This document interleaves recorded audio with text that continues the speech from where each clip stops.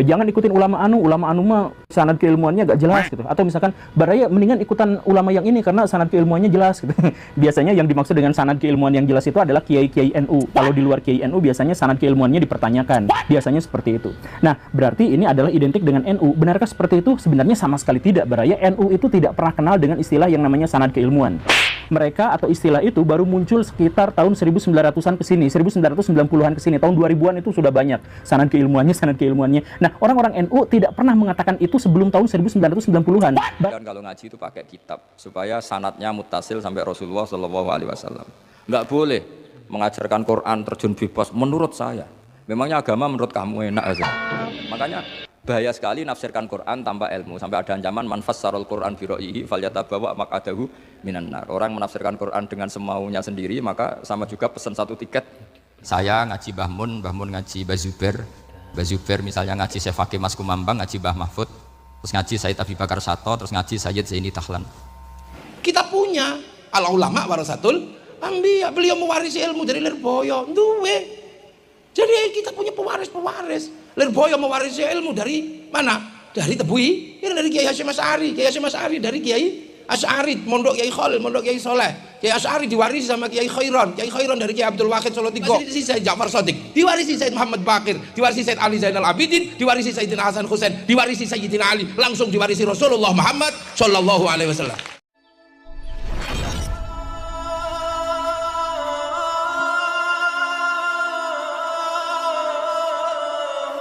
Niku Kapolres milenial pun mboten galak ini operasi SIM.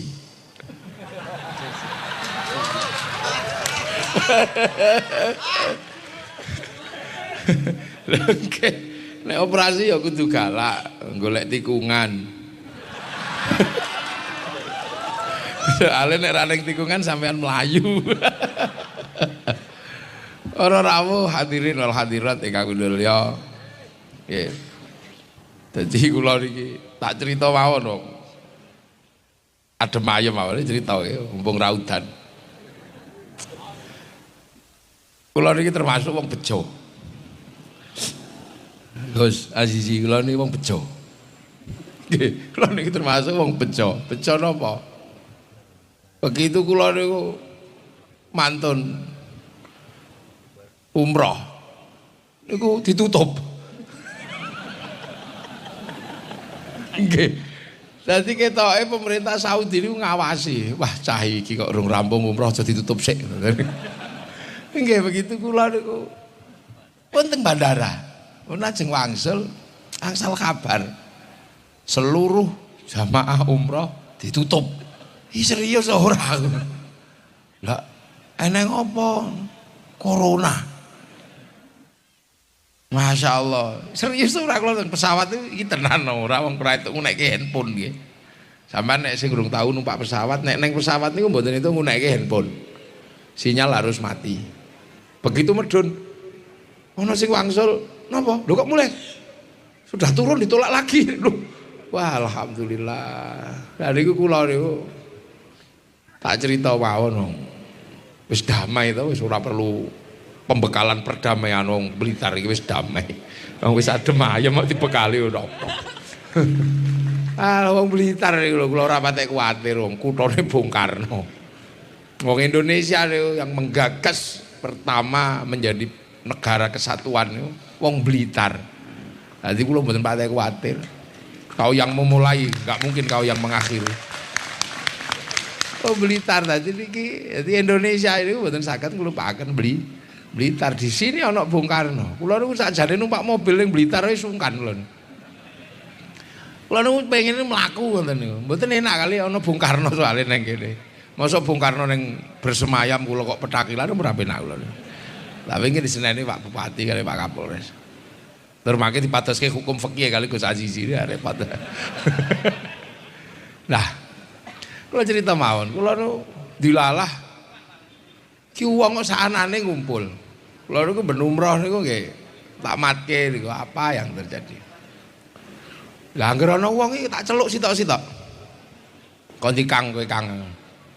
King Afrika Kiai, kira-kira ngono lah bahasane wong Wong basa Blitar mawon. Piye negaramu? Walah penuh persoalan, penuh permasalahan. Ora lah manganmu piye? Wah panganan mulai angel teng mriko. Lo takon wong Suriah tambah mek nangis tok ditakoni piye bangsamu kok iso tekan kene piye? Ala niki ya setengah umroh setengah melayu jarene ngoten. Lha sampean pundi? Kula Iran. Piye negara Iran? Wah niki nembe bar kacau, panglima kula dibedil mati.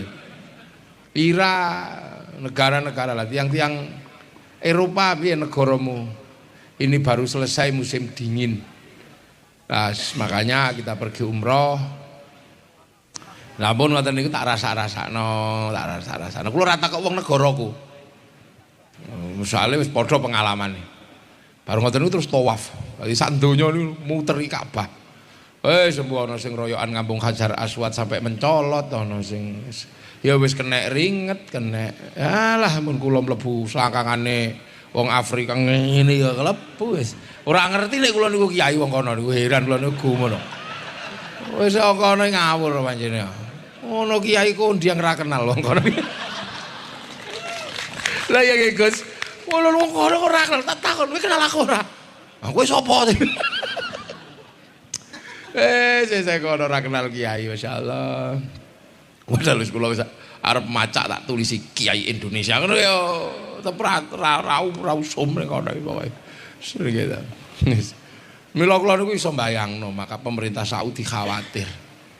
Nek ngasih corona yang mlebu mriko mboten kebayang. Donya entek. Lah wong sak donya teng mriku. Pilek siji nggo mulai pileke rampung niku sak donya. Mula kula wis mangsul keng mriko niku adus banyu Zam-Zam. Adus. Nggih nek teng mriki lak sampe ming sak sloki cilik ngono wae. Diutah. Mriko ya tak blancur ndas kula ngene. Setengah jam mula terus pelanturan. Wah, seneng niku kula. Pun tak takoni. Terus tawaf. Tawaf iki anggere ana wong Indonesia mesti maca. Kotakne. Maca ini tiba celungup niku ketabrak wong. Akhire wis ra sida maca mek ngene ta. Sono sing maca ketabrak ilang. Aku rombongan ilang. Akhire kula niku ngrungokno to. Tak rungokno niku ternyata donga tawaf wis seragam. Kitab ora patek kanggo ngono. Donga niku wis ra diwaca nek puteran iki macane napa, muter niki macane mboten patek kanggo. Angger tak rungokno iku muni Robbana atina fid dunya hasanah. Kabeh pun. Terus ajeng ngambung Hajar Aswad ora sida tawaf wong antrine sak jam. Urung mesti mek dadah-dadah ngene ta. Ya carane ngono mek. Napa nggih share it ngene ta. Robbana atina fid dunya hasanah. Ono sing Robbana atina karo nawak. Tak pikir-pikir. Apa aku ya arep melu njaluk donga ngono apa ya ya. Iya aku lha kula ya ora iso, padahal kula niku ya apal dongane, tapi ya katut wong-wong iku. Lha nek kula maca donga tawaf sing teng wingking kula niku ora iso nirokke. Akhire angger kula maca donga tawaf wingkinge metakon amin-amin ngono wis. Amin-amin wae aku ngono mburi. Lu Robbana atina bareng tak pikir iya. Aku arep melok-melok ngono sesel-seselan Robbana atinane rada sungkan kula. Fid dunya hasanah. Tak pikir-pikir delok ceritane wong-wong niku wau kabeh tak saring. Lho aku iku ora njaluk wis dikeki kok piye? Karo Gusti Allah. Dadi fid dunya hasanah wong Indonesia iku ora patek njaluk, wis dikeki. Fid dunya hasanah enak tok ya Indonesia niki. Ora patek njaluk, sampean brecel ora tau njaluk, kei fid dunya hasanah. Dadi ngene iki senang, ngono wong Eropa iki arep-arep srengenge iki. Nek wis musim dingin sampai bayar mlebu nang Indonesia karena kelangan srengenge. Wong Eropa niku Pak Tangulan kelangan srengenge iki sampai kulite bintik-bintik kaya kulite tekek. Kenapa? Karena pigmennya hilang tanpa ultraviolet. Bintik-bintik dia bayar banyak pergi ke pantai-pantai Indonesia terus engko dede teng mriku simpakan tok. Nah kadang kita salah paham dikira iku pornografi, mboten niku dede yang berjemur. Mulane sampean ra tahan aja rono ngono lho. Lah kita tiap hari terus srengenge sak senenge ngene. Ana sing srengenge iki turah-turah. Ngasek uwit ra iso tukul Arab. Niku srengenge turah. Panas sih Masya Allah, sampai nandur ruwet itu nganggo pipa. Padang Arafah mulai hijau karena nganggo pipa, menghabiskan biaya miliaran untuk uwit tok. Wong Indonesia ya Allah nandur ruwet ra niati tukul.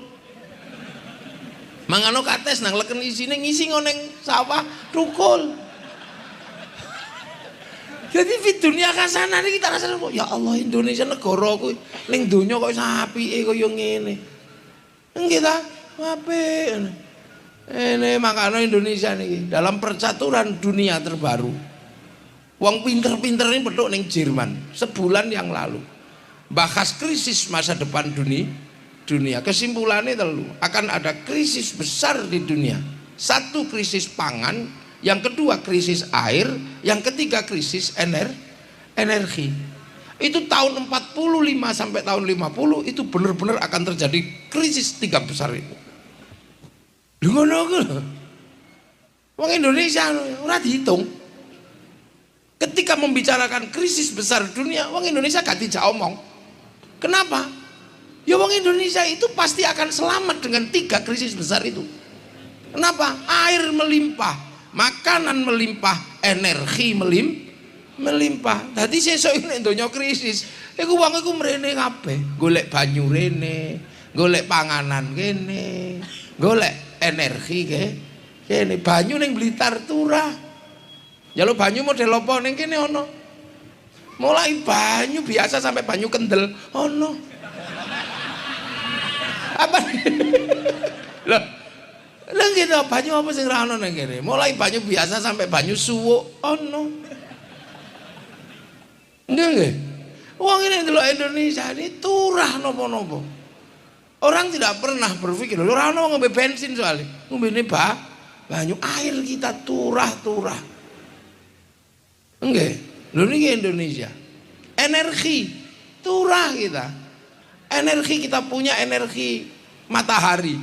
Ini duwe 12 jam setiap hari tidak pernah kehilangan matahari dan kita punya peredaran matahari terpanjang karena kita punya tiga perbedaan waktu. Waktu timur, waktu tengah, waktu barat. Jadi punya peredaran matahari paling panjang. Energi angin, kita punya pantai terpanjang di dunia. Kayak kitiran mesti muter di keliling pantai. Kurang apa? Pangan, apa menenek wis muni pangan. Makanan terbanyak ada di Indonesia. Wong Cina diembargo karo pemilik gandum, ora mangan. Wong dia tidak bisa mencukupi kebutuhan gandumnya. Apa meneh saiki 1,5 miliar menungso mangan kabeh. Dari Cina ini paling mumet makani wong 1,5 miliar. Makanya dia kemana-mana mencari kehidupan. Apa? Ngopeni wong 1,5 miliar. Iku nek setengah kilo sedina 750 ribu. 750 juta kilo ya. Ya, 150 juta kilo. Mangan kondi makane wong kono nek menghargai makanan luar biasa. Gandum ditepungke terus diodot dadekke mie, mangane ngangge sumpit mangkoke cilik. Soalnya nek nganggo piring terus dicawuk cepet entek. Lho budaya itu. Lha nggih, wong Cina mangan wedhus. Wong Cina niku kongkon mangan wedhus, wedhuse kurang. Karena wedhus niku pentile loro anake siji. Nggih. Mulane sing cukup ning kono ya babi niku. Pentile 14 anake 18. Lha nggih. Dadi mila angel mereka. Amerika ketika berhadapan karo India, diembargo bawang bombay. Mati dia nggak punya bawang bombay. Afrika panganane malah angel. Nandur pari entek dipangan emprit. Karena empritnya masih belum diselesaikan. Tampru emprit entek pari sak piro habis. Akhirnya empritnya dikirim nang Indonesia diimpor karo peternak burung. Siji didol 10 juta. Namanya blackstrut. The blackstrut itu emprit Afrika. Nandur jagung pangan betet. Betet siji ngentekno 10 jagung wong gedene sak mintok. Betet itu namanya makau. Jagung siji mung dimut urut entek. Nandur gedang pangan munyuk. Munyuke gedene sak sapi jenenge gorila. Nek mangan gedang dimut prol niku karek gagange tok. Nandur telo pangan celeng. Akhirnya timbangane nandur dipangan kewan, kewane diuper dipangan. Loh, jadi fit dunia kasanah niku ya Allah. Halo yung aku ra njaluk iki. Lah makanan di Indonesia apa sing ora ono sampean? Minta makanan apa? Sak bumbune lengkap, ora perlu impor. Empon-empon ono kabeh. Ra entuk mangan apa-apa, parine dipangan manuk, mangan jagung. Jagung entek mangan uwi. Uwi entek mangan telo. Telo entek mangan tales. Tales entek mangan gembili. Gembili entek mangan suwek. Iki lagi latihan mangan porang. Loh, itu Indonesia. Duwe kabeh. Loh makanya jangan heran. Kita ini memiliki segalanya. Jadi bangsa itu udah disyukuri. Liyane bangsa kene sik syukur. Duwe apa kabeh? Bahkan gendruwo paling akeh niku Indonesia. Wong Inggris niku mek ngertine Casper. Amerika Dracula. Cina vampir. Lah Indonesia itu nek sampai iso sampai. Ket mulai gendruwo sampai kuntilanak sampai wewe gombel. Gundul pringis. Dracula, Dracula apa? Grandong, mak lampir, kolor hijau, wah, drangkong. Loh, makanya bangsa kita ini bangsa yang kalau diukur dengan kacamata dunia, bangsa yang sejajar dengan bangsa yang punya peradaban tinggi di dunia. Wong apa-apa ono. Apa-apa ono. Mesir punya piramid, kita punya Borobudur. Apa yang kita nggak punya? Dongeng seluruh yang mereka miliki kita punya. Kono duwe kisah cinta yang mengharukan Romeo Juliet. Cina duwe sampai Ingtai. Arab duwe nopo? Kais dan Laila. Kene duwe ande-ande lumut. Duwe Roro Mendut Prono Citra. Orang sana punya ibu tiri yang kejam namanya Cinderella. Kene yang duwe bawang putih, bawang merah. Kono duwe wong kuat jenenge Samson, kene duwe jenenge Bandung Pondo. Oh, lha apa yang kono duwe kura-kura ninja, kene duwe kancil nyolong di mana bukan duwe. Jadi dari ukuran peradaban dunia kita punya semua, nggak ada yang kurang. Apa sih yang kurang? Kita punya semua. Apa yang dibanggakan orang tentang sejarah besar kita punya. Makanya jangan heran ketika dunia dalam satu masa ditaklukkan sama Genghis Khan, Arab runtuh, Cina runtuh, Eropa runtuh, begitu masuk ke Nusantara diruntuhkan sama Singosari, dan sekali-sekalinya negara multinasional yang namanya Mongolia kalah dengan orang Nusantara. Ini kalah yang gini. Makanya yang kadang kita nggak pernah sadari, satu-satunya bangsa di dunia yang merdeka karena merebut kemerdekaannya hanya bangsa Indonesia. Jadi coba bayangno kabeh negara iku merdekane kaya Indonesia ngono enggak bisa. Liyane ora, makanya karena kita ini merdeka secara bersama-sama, karena merebut kemerdekaannya, maka rakyat punya hak memiliki negara. Cina rakyatnya ra duwe tanah milik negara. Malaysia tanah milik negara. Kene iki jurang-jurang ledake rakyat. Mula anggere bangun dalan ngitung ithik sapa. Ganti rugine pira. Ganti untung akhirnya, mindah pendopo bayar. Karena apa? Tanah rakyat. Jadi kita ini karo Gusti Allah dimanjakan betul. Enak. Loh makanya kita ini punya peradaban, punya bangsa yang bukan sesuatu yang baru. Sana punya negara, kita punya negara. Sana punya sejarah kerajaan, kita punya sejarah kerajaan. Semua kita punya. Kono duwe kerajaan Ming Cina, kono duwe kerajaan Arab punya dinasti-dinasti. Kita punya kerajaan. Duwe kabeh. Sampai tingkat alat musik, karena orang Eropa pakai gitar terbuat dari kayu dan tali, Arab alat musiknya terbang terbuat dari kulit dan kayu. Tapi bangsa di Nusantara alat musiknya gamelan terbuat dari logam. Hanya bangsa yang menguasai ilmu pertambangan yang maju dan penguasaan metalurgi yang mapan mampu membuat alat musik dari logam. Lah duwe kabeh.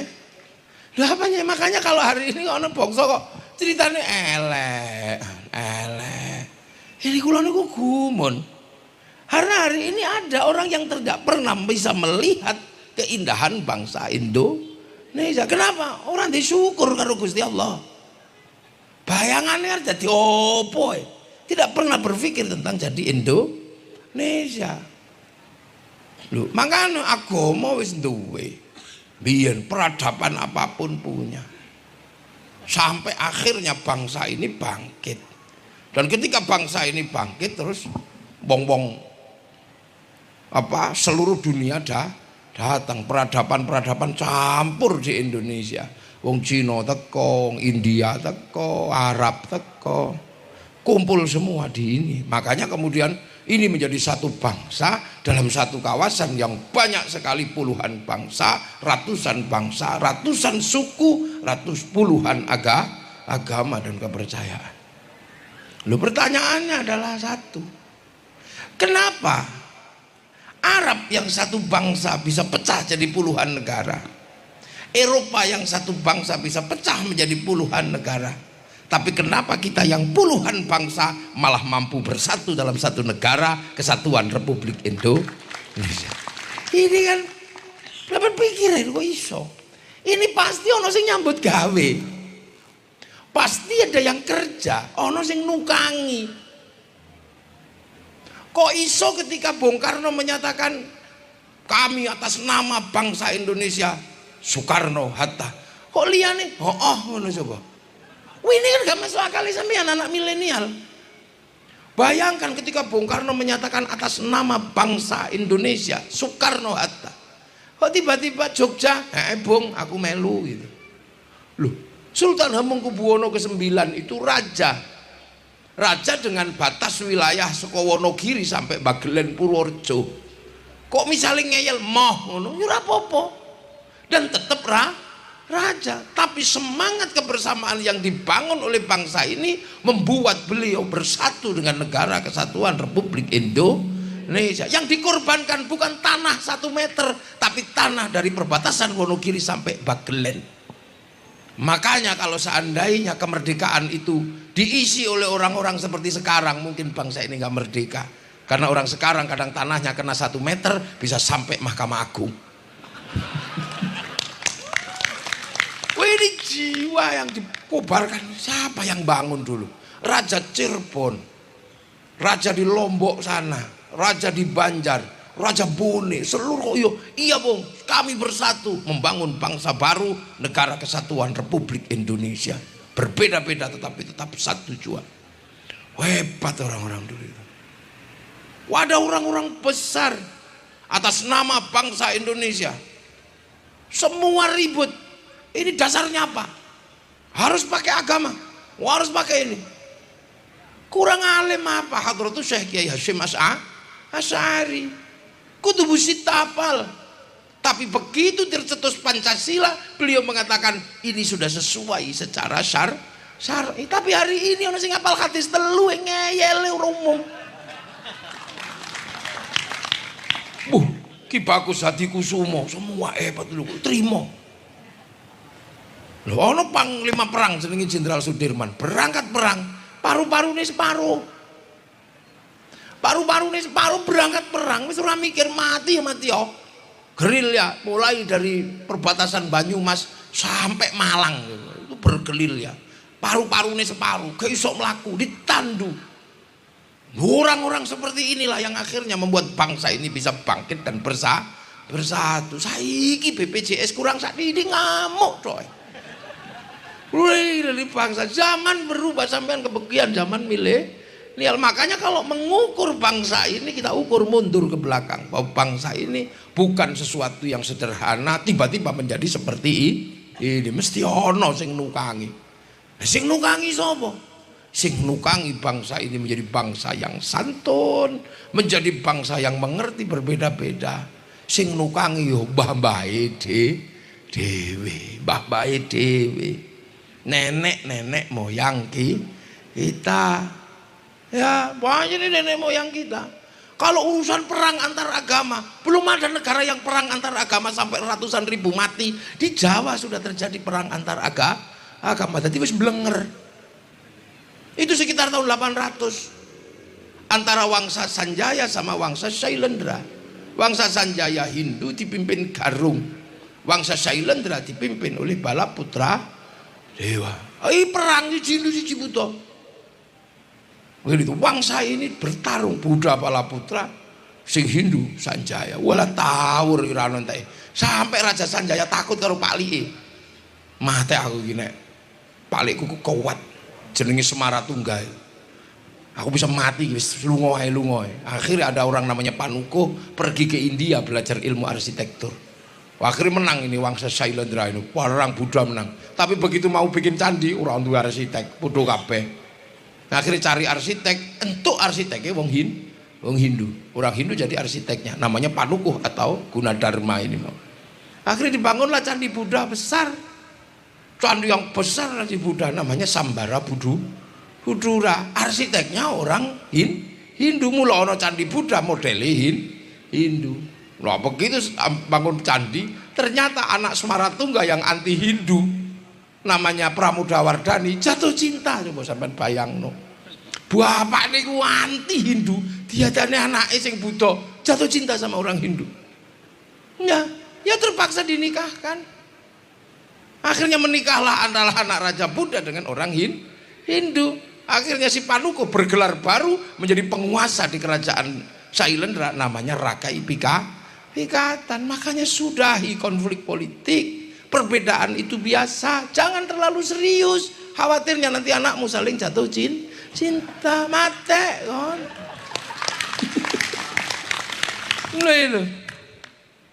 Akhirnya kemudian yang Hindu dibikinkan candi namanya Prambanan di bawah asuhan Lokapala, anak Semar, anak Raka Ikatan. Akhirnya bangsa ini rukun. Setelah itu rukun pindah ke Palembang. Sudah tidak ribut agama, Sriwijaya jadi besar. Pindah ke timur, Sindok tidak lagi besar. Tidak lagi ribut agama, jadi negara besar. Bangunlah Singasari, tidak lagi ribut agama. Maka keduanya menjadi bangsa besar. Dan begitu zaman Majapahit, semuanya saling rukun, saling jaga. Yang Hindu jaga Buddha, yang Buddha jaga Hindu. Akhirnya dirukunkan oleh seorang pujangga besar namanya Empu Tantular, nulis kitab Sutasoma yang di situ ada kalimat-kalimat yang dikenal dengan Bhinneka Tunggal Ika. Jadi kerukunan bangsa ini sudah ada semenjak dulu. Makanya kemudian saling jaga.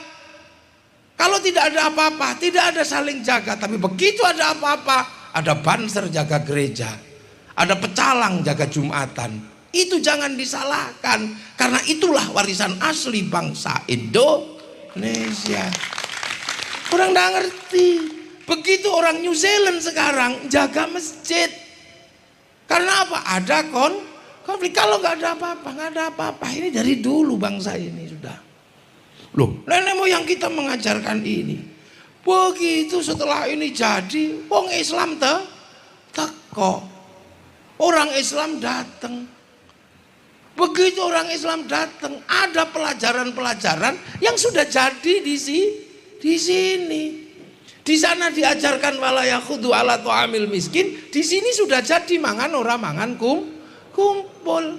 Makanya setiap ono wong kumpul mesti dikei mangan. Ini dikasih makan enggak ini Pak? Jangan heran kalau orang sini punya terbiasa ngumpul. Apalagi para ulama menyadari betul punya potensi bangsa yang berbeda, punya gagasan besar, mesti dirukunkan.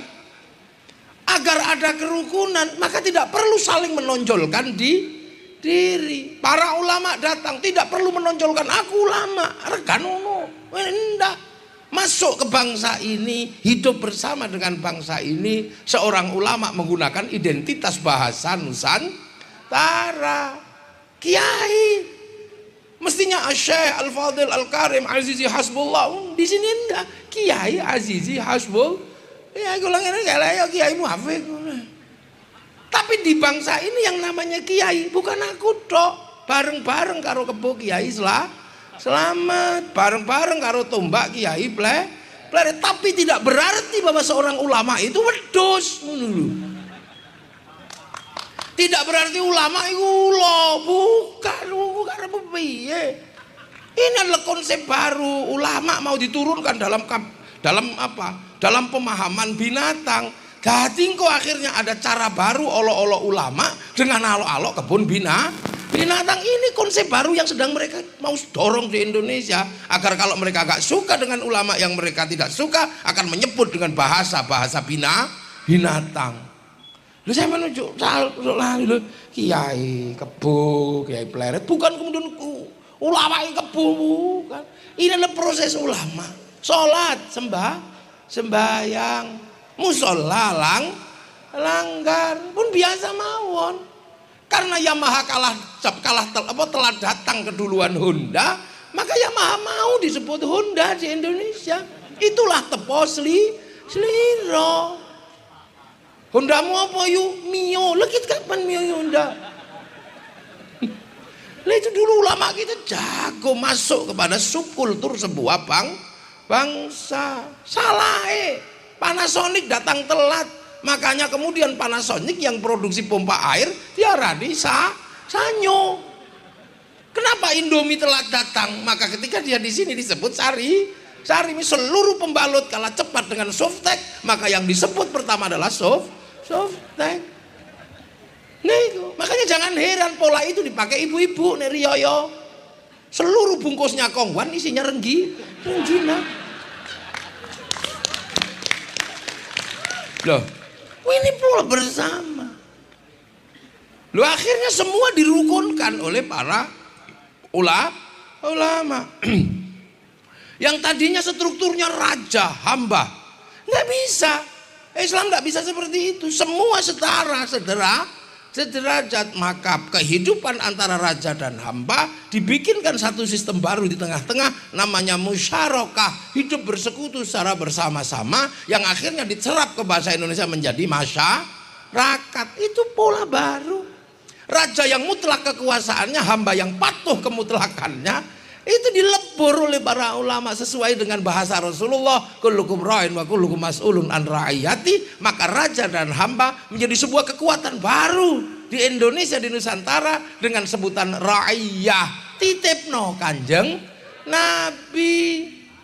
Akhirnya diserap ke bahasa Indonesia menjadi rakyat, dan satu-satunya bangsa muslim dunia yang sanggup mengambil kalimat ra'iyah untuk menyebut warga bangsanya hanya ulama Indonesia.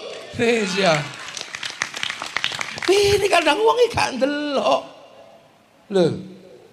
Ra'iyah, nah ra'iyah iki nek ngumpul, tutukno rembukanmu, wasyawirhum fil amri, maka kemudian lahir konsep musyawarah. Bahasa Quran, kalau musyawarah ojo menang-menangmu dhewe lho ya. Tafassahu fil majalis wafsahu yafsakhillah, maka ruang musyawarah namanya majelis. Dan bahasa ini bukan bahasa sembarangan, karena dikukuhkan menjadi bahasa konstitusi di Indonesia, Majelis Permusyawaratan Rakyat. Di negara mana yang paling Islam nang dunia saiki dilihat?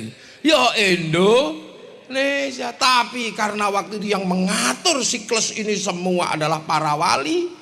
Sunan Ampel punya murid Datuk Ribandang geser ke timur, bikin kerajaan-kerajaan sistem ro'iyah di sana. Khatib Dahyan geser ke Kalimantan, sistem ro'iyah di sana. Kemudian Aryo Abdillah teng Palembang bikin ro'iyah di sana. Maka ini menghasilkan murid-murid para wali membangun sistem ro'iyah, musyarakah dan musyawarah. Akhirnya begitu terbentuk sebuah kawasan besar. Kawasan inilah yang akhirnya disebut wilayah. Artinya apa? Inilah daerahnya para wali. Begitu dijajah Belanda, seluruh struktur para wali melawan ini semua. Begitu yang menjajah pergi, kawasan ini disebut, dikasih nama Negara Kesatuan Republik Indonesia. Lha sing ngatur sapa? Wilayah iki para wali. Terus kemudian sekarang ana peneruse para wali sapa? Santri. Lah makane santri mung arek nerusno tok. Terus caranya gimana? Rawat perbedaan ini, jangan sampai tercerai-berai. Apapun agamamu ada dalam lakum dinukum waliyadin. Apapun perbedaan sukumu ada dalam waja'alnakum syu'uban wa qabaila lita'arafu. Tapi menjaga hidup bersama harus dilakukan. Maka kemudian kita punya slogan besar, wa'tasimu bihablillahi jami'an wala tafarraqu. Berpeganglah pada tali Allah dan jangan kamu tercerai-berai.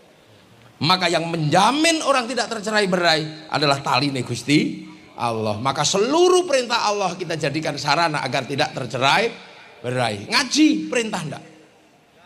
Loh ngaji kok enggak perintah iki piye sampean? Ngaji ku ya perintah. Nggih, utlubul ilma fardhatun ala kulli muslimin, ini wajib.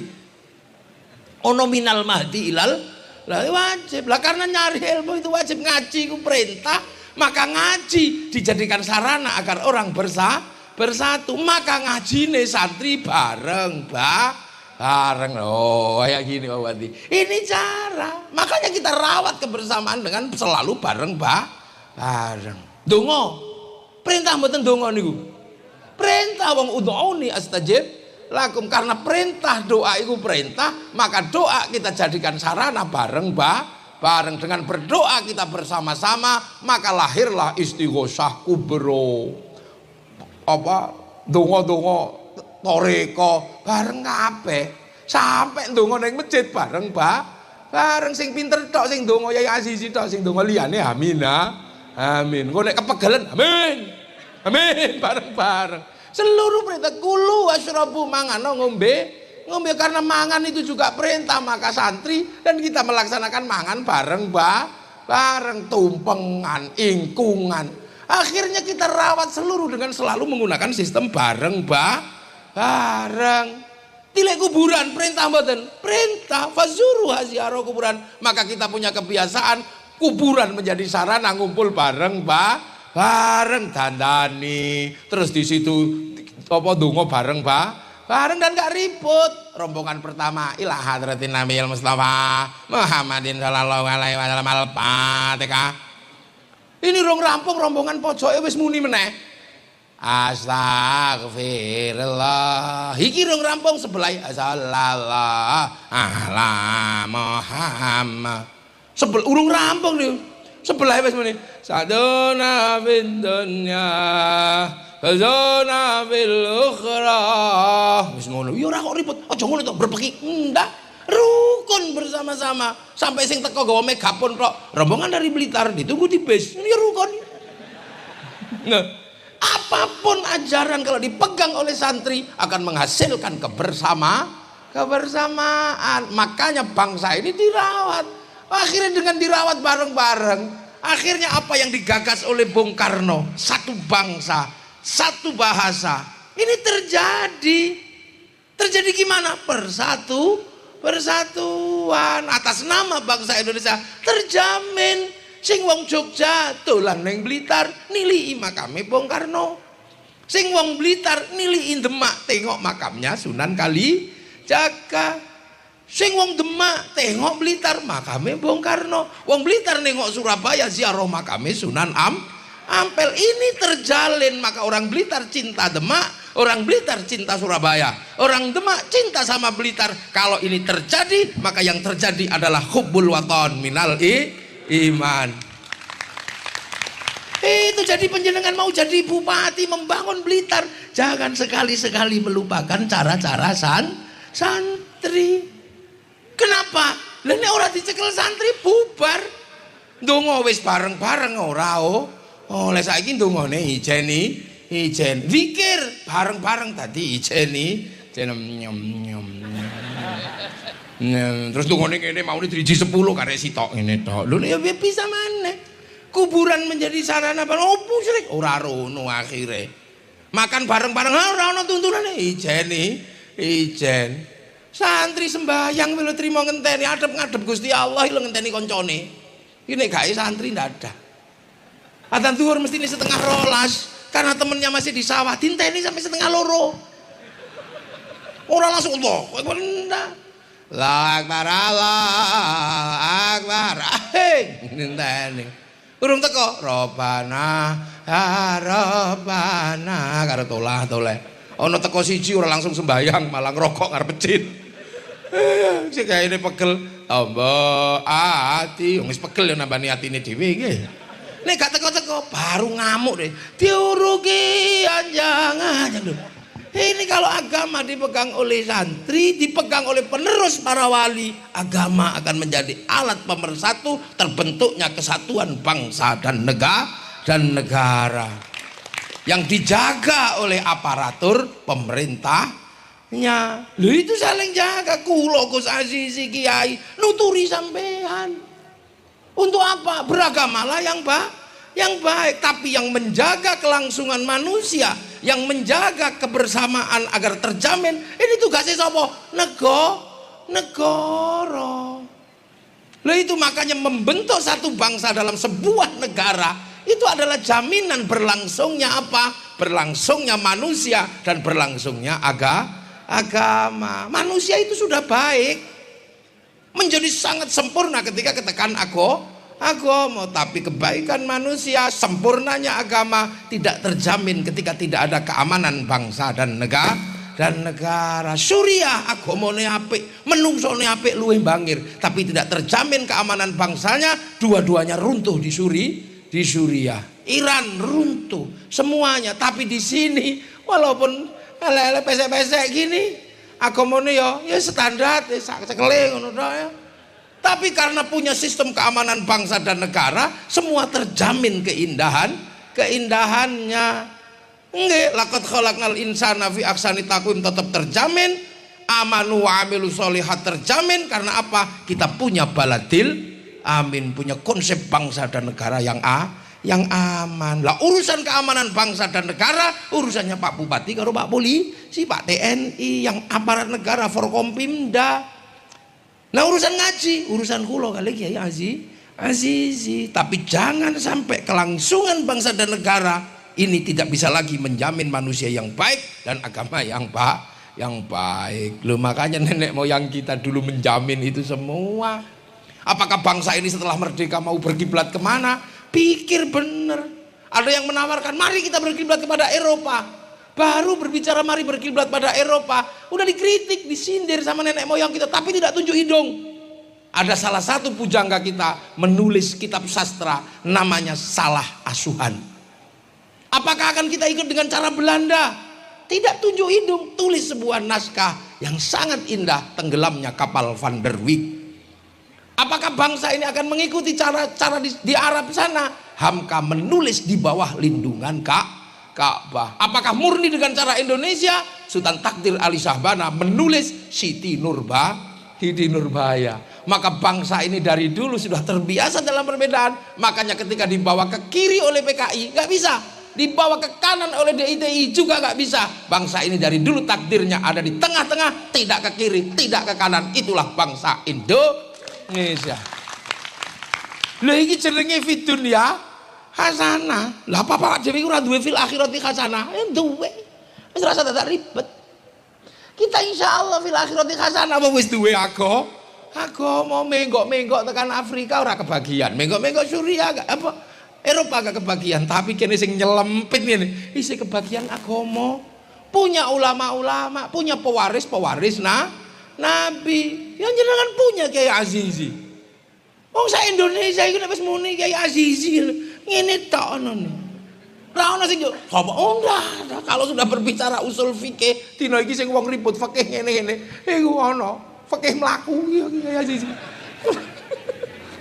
Lha kita takok apa Kiai Azizi? Lho. Beliau ulama masa depan yang paham. Kita punya al ulama warasatul anbiya. Beliau mewarisi ilmu dari Lirboyo. Duwe. Jadi kita punya pewaris. Lirboyo mewarisi ilmu dari mana? Dari Tebui. Ini dari Kiai Hasyim Asy'ari. Kiai Hasyim Asy'ari dari Kiai Asy'ari. Mondok Kiai Khalil, mondok Kiai Soleh. Kiai Asy'ari diwarisi sama Kiai Khairon. Kiai Khairon dari Kiai Abdul Wahid Solo Tigo, diwarisi Kiai Abdul Halim Boyolali, diwarisi Kiai Sufyan Tuban, diwarisi Kiai Jabbar Tuban, diwarisi Kiai Abdurrahman Lasem, diwarisi Mbak Abdul Halim Benowo, diwarisi Mbak Cokrojoyo Sunan Geseng, diwarisi Jeung Sunan Kalijogo, diwarisi Sunan Bonang, diwarisi Sunan Ampel, diwarisi Mbak Ibrahim Asmoro Kondi, diwarisi Syekh Jumadil Kubro, diwarisi Said Muhammad, diwarisi Said Ahmad Jalaluddin, diwarisi Said Abdul Malik, diwarisi Said Alawi Amil Faqih, diwarisi Said Ahmad Sohib Mirbat, diwarisi Said Ali Kholek Qasam, diwarisi Said Alwi, diwarisi Said Muhammad, diwarisi Said Alwi, diwarisi Said Ubaidillah, diwarisi Said Ahmad Al-Muhajir, diwarisi Said Isa, diwarisi Said Muhammad, diwarisi Said Ali Uraidi, diwarisi Said Ja'far Shadiq, diwarisi Said Muhammad Bakir, diwarisi Said Ali Zainal Abidin, diwarisi Sayyidina Hasan Husain, diwarisi Sayyidina Ali, langsung diwarisi Rasulullah Muhammad sallallahu alaihi wasallam. Duwe. Cuman kan jenenge warisan, ono sing entuk akeh, ono sing entuk saithik. Kalau kata saya Aziz ini ki grosir. Nah sampean iki kan pengecer. 30 juz ana sing ning diecer Yasin tok ngono. Mula kiai gawe toko cilik jenenge Yasinan, sing bagian arep ngecer kulhu gek toko cilik jenenge tahlilan, sing bagian ngecer Bismillahirrahmanirrahim toko cilik jenenge subuk loro itu. Ibu-ibu diwarisi sak kalimat tok, nek diceluk bojone jawaban nun. Lha niku ya Allah, disyukuri. Jadi itu loh, disyukuri. Hadis sakmono akeh, ana sing hafal akeh Kiai Aziz kathah niku grosir kok. Sampean kan pengecer. Ana sing hafal mengecer lan loro tok kulo bidatin dolalah, kali innamal a'malu bin niat. Mula hadis loro niku biasa gelut. Apa no pancen hafale mek loro. Donga grosir ya akeh lah nek pengecer mek loro donga mangan kali donga ngising tok. Ya wis tak apa-apa kita syukuri. Insyaallah la azidan nakum ditambah. Itu jadi kita ini lengkap di dunia hasanah fil akhirati hasanah wong duwe agamane Gusti Allah.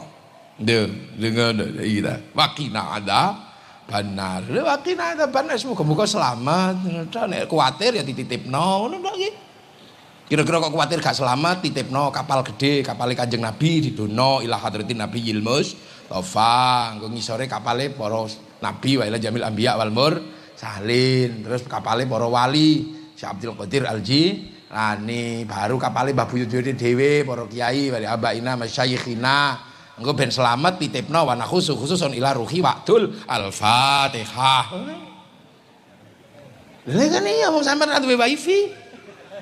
Wong ora tau download. Nek para wali kan download subhanallah 5 tahun, 10 tahun duwe wifi. Dadi nek iso nggo share it, nah sampean jak download turu. Yalah.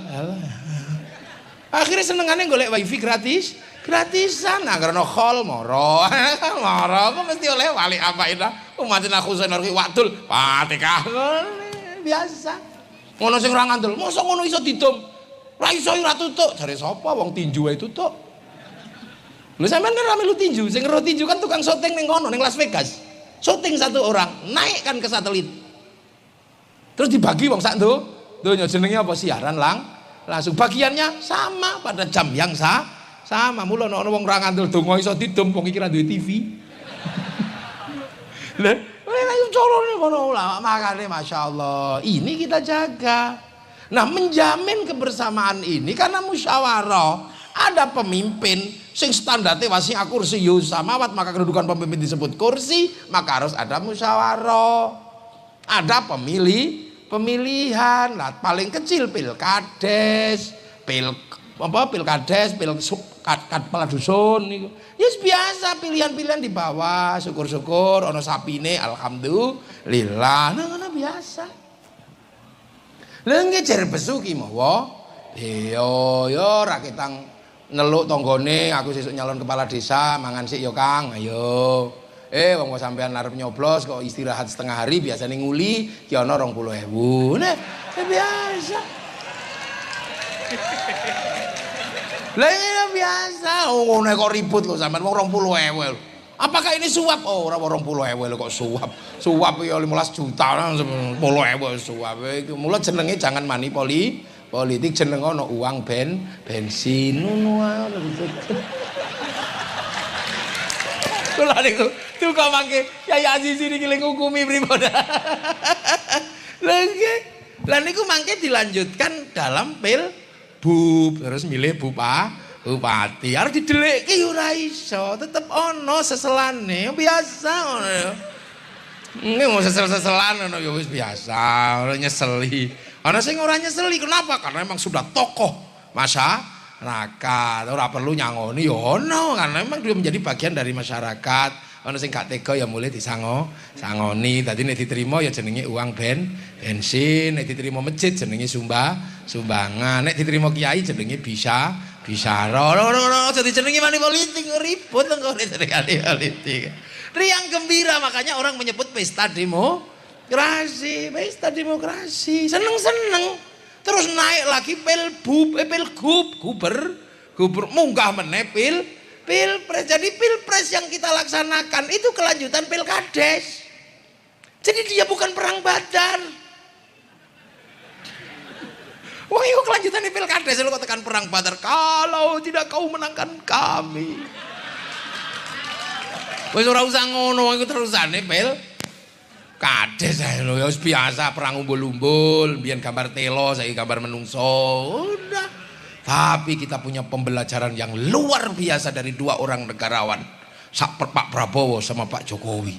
Ternyata setelah kontestasi politik yang begitu keras, kita gak pernah membayangkan ternyata seorang negarawan tetap berpikir bangsanya, maka mereka bersatu bersama membangun bangsa Indonesia.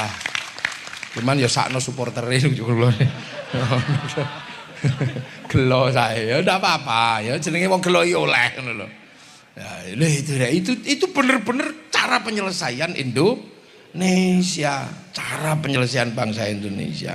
Nah, kenapa? Karena kita akan menyongsong milenial. Milenial itu lintas bangsa, lintas negara. Yang kita pakai ya dipakai oleh orang Eropa. Kita pakai WhatsApp, orang sana pakai WhatsApp. Kita pakai Samsung, orang sana pakai Samsung. Kita pakai Facebook, orang sana pakai Facebook. Anak-anak kita tiba-tiba bergaya Korea, rambutnya miring ini.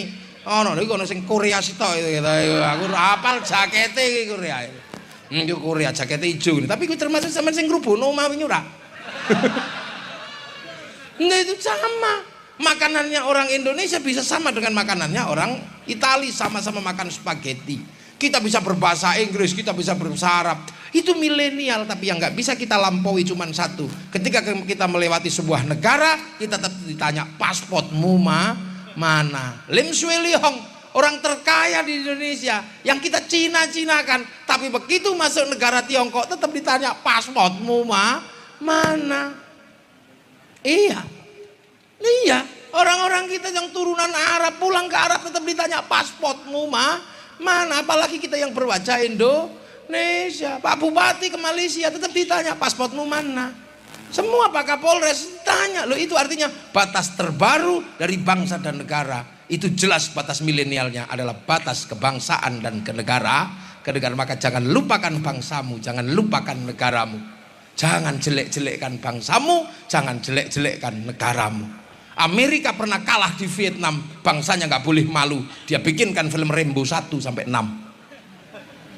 Amerika pernah kalah di Timur Tengah dengan Saddam Hussein, bikinkan Hot Shot 1-2.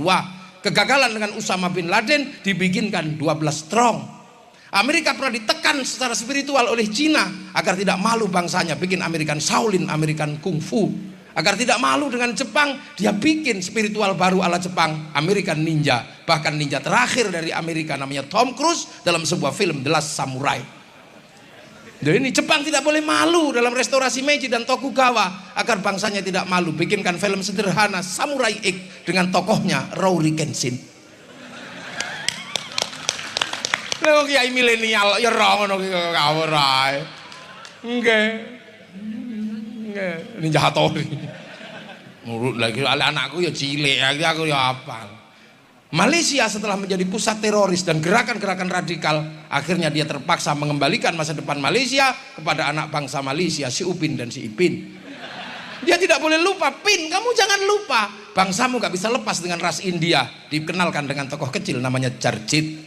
Dia gak boleh lupa dengan anak-anak Cina di sana, dikenalkan dengan tokoh kecil namanya Mei Mei. Dia nggak boleh lupa dengan anak-anak Indonesia yang bangun Malaysia, kenalkan dengan tokoh kecil namanya Susanti. Hebat bangsa Indonesia, latihan, mari kita kenalkan kembali bahwa kita Indonesia. Jangan membuat malu Bung Karno, Bung Blitar. Jangan sampai kau yang memulai, kau yang mengakhiri. Oh, Blitar itu Bung Karno, jangan. Kita punya bangsa, kita punya negara, semuanya. Bahkan perintah Gusti Allah kalah dengan aturan negara. Begitu visa dicabut, umroh rasido. Apa sama naruh ngayal? Ini perintah Gusti Allah ora iso kalah karo kebijakan negara. Ngono lho. Makanya Masya Allah, Alhamdulillah kita ini sudah memiliki segalanya. Garek syukure, tinggal syukurnya. Agar kita selalu bersyukur, mulai ya ngono iku harus ada sinergi membangun bangsa dengan cara kebangsaan, dengan cara agama, tidak boleh dilepaskan untuk membangun bangsa dengan cara-cara yang lain. Mula Pak Bupati nek iso acara ngeten iki ana tumpengi. Lah iya ada tumpengnya, ada ingkungnya. Biar didongani kali para kiai. Akhirnya panganan dadi panganan barokah. Kalau makanan yang dimakan jadi makanan barokah, yang disimpan di dalam sulbi adalah nutfah barokah. Lah nek nutfah barokah tinggawe anake barokah. Lho apakah makanan bisa nyimpen doa? Ya iso, wong kaset iso nyimpen suara. Belum makanan itu bahaya kalau didoakan. Perempuan dicintai nggak mau, kasih makanan dongakno Inaumin Sulaimana, I love you. Ora gelem Inaumin Sulaimana ya diwacana sunah mata kaji ajiku jaran goyang. Lho makanya Pak Bupati waktu nyalon besok pasti takut dengan makanan kalau nggak kenal. Ini panganan kondi. Mesti sama penasihat spiritualnya, jangan dimakan kiai, ada linggisnya.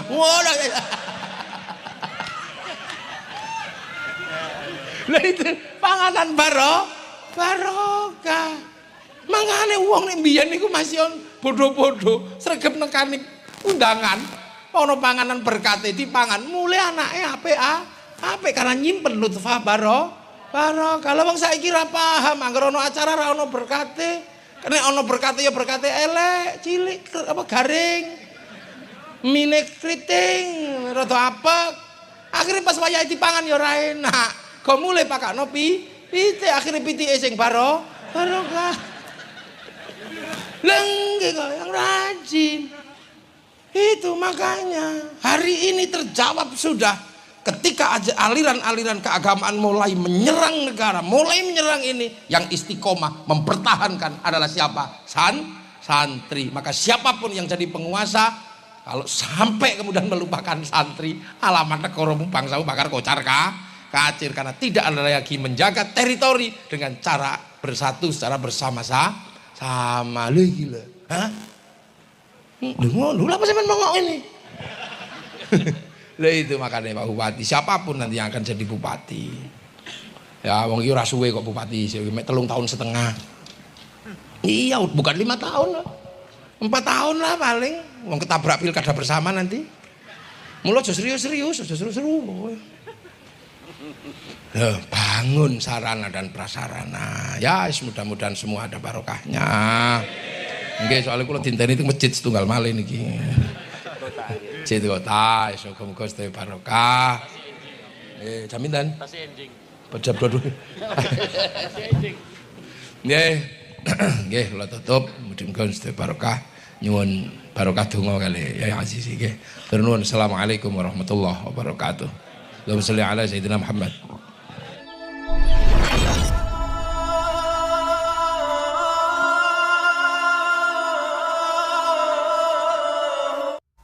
Satu peradaban itu yang bisa bangun itu dzurriyah itu komunitas gen. Meskipun nanti komunitas gen itu bisa disadap atau dibajak oleh orang-orang yang tidak gen, jadi agak ilegal tapi itu sah. Karena sampean bisa misalnya kalah nasab sama saya, misalnya bilang nanti ketemu di Nabi Adam saja Gus gitu. Nanti pasti kita ketemu di siapa? Nabi Adam. Terus kedua, kekalahan nasab itu udah abadi, karena nanti setelah jenengan ditanya di kuburan, bapak kamu siapa? Itu disuruh jawab Nabi siapa? Ibrahim. Terus kekalahan nasab sampean nanti berakhir di kuburan, karena nanti dijawab siapa bapak kamu, disuruh jawab siapa? Nabi Ibrahim. Jadi yang punya bapak Karmen apa itu sudah selesai, sudah nggak dipakai lagi. Nanti pakai siapa? Nabi siapa? Ibrahim. Nah, kenapa saya cerita bahwa nasab gen itu akan disatukan oleh satu visi ilmiah yang objektif. Gini ku dawe Nabi Yusuf, wattaba'tu millata abai Ibrahim wa Ishaq wa Yaqub. Terus dawe Nabi Yusuf, maka nalana an nusyrika billahi min syai'. Jadi saya ngikuti leluhur saya. Ini dengerin ya, saya ngikuti leluhur saya, yaitu Nabi Yakub bin Ishak bin Ibrahim. Leluhur saya itu siapa? Maka nalana an nusyrika billahi min syai', yaitu keluarga besar yang tidak pernah melakukan kemusyrikan. Ya, keluarga besar kami punya tradisi tidak pernah melakukan kemusyrikan. Dan bahkan itu dibahasakan tidak mungkin kita ini melakukan kemusyrikan. Maka nalana itu kira-kira kalau bahasa Indonesia itu kita ini tidak mungkin melakukan kemusyrikan. Nah, kenapa demikian? Itu berangkat dari logika yang permanen. Disebut yusabbitu Allahu alladziina amanu bil qouli tsabiti fil hayatid dunya wa fil akhir. Logika permanen itu begini misalnya. Kita ini kan hidup dari bapak dari ibu terus sampai Nabi Adam. Kemudian setelah Nabi Adam ini berakhir, kemudian kita mau tidak mau berpikir Nabi Adam itu siapa? Terus diterangkan ternyata Nabi Adam itu satu makhluk hidup yang mulanya dari tanah, lewat wahyu Allah, lewat titah Allah kun, kemudian jadi manusia yang bernama Adam. Sebelum Adam ada bumi, ada langit, ada cakrawala, macam-macam. Kemudian itu kita rumuskan lagi, asal usulnya adalah tidak ada, adamiyun makhdun. Akhirnya kita tahu bahwa alam raya ini diwujudkan setelah dari tidak ada. Nah tentu terus kita berpikir dari tidak ada menjadi ada itu pasti penyebabnya adalah sesuatu yang ada. Nah yang ada itu disebut wajibil wujud. Karena wajibil wujud ini wujud sendiri, nggak ada saingannya. Karena Allahu ala syai'amahu, Allah ada dan tidak ada pesaingnya. Maka kita ini berpikir nggak mungkin ada kekuatan manapun yang menyamai Allah. Sehingga nggak ada Yesus mungkin menyamai Allah, nggak ada Fir'aun, nggak ada Lata, nggak ada Uzza. Makanya disebut maka nalana an nusyrika billahi min syai'. Kita ini tidak mungkin melakukan kemusyrikan. Sama tidak usah tanya saya, Gus, tapi orang menjadi musyrik itu kan mungkin. Jawabannya itu tetap nggak mungkin. Kemusyrikan itu satu teori yang nggak mungkin. Tapi kalau orang musyrik itu mungkin. Memang akan dilibat.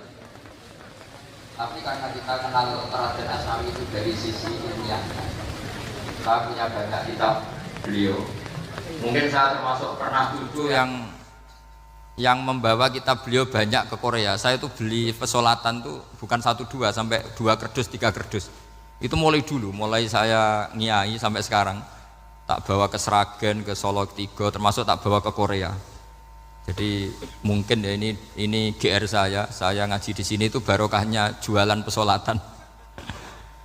Tapi bukan jualan yang cari laba enggak, karena tak gratiskan, tapi itu dagang akhirat lah kira-kira gitu. Jadi kalau saya masuk neraka kita era pantas bakul pesolatan kok masuk neraka gitu. Kayak itu enggak pantas itu. Karena saya termasuk orang ya yang cara berpikir itu optimis. Dulu di sini ada orang alim alama namanya Raden Asnawi. Terus kemudian sejarah agak berpolemik, ada yang mengatakan beliau itu muridnya Syekh Nawawi, ada yang mengatakan tidak. Apapun itu yang saya yakini adalah beliau ya saling istifadah lah, saling bermanfaat bagi Syekh Nawawi Banten. Saya punya catatan sejarah banyak tentang Raden Asnawi karena guru-guru kita itu akan ketemu di Syekh Nawawi Banten. Yaitu kita tahu misalnya saya ngaji Mbah Mun ngaji Mbah Zubair misalnya ngaji Syekh Fakih Mas Kumambang, ngaji Mbah Mahfud, terus ngaji Sayyid Abi Bakar Sato, terus ngaji Sayyid Zaini Dahlan.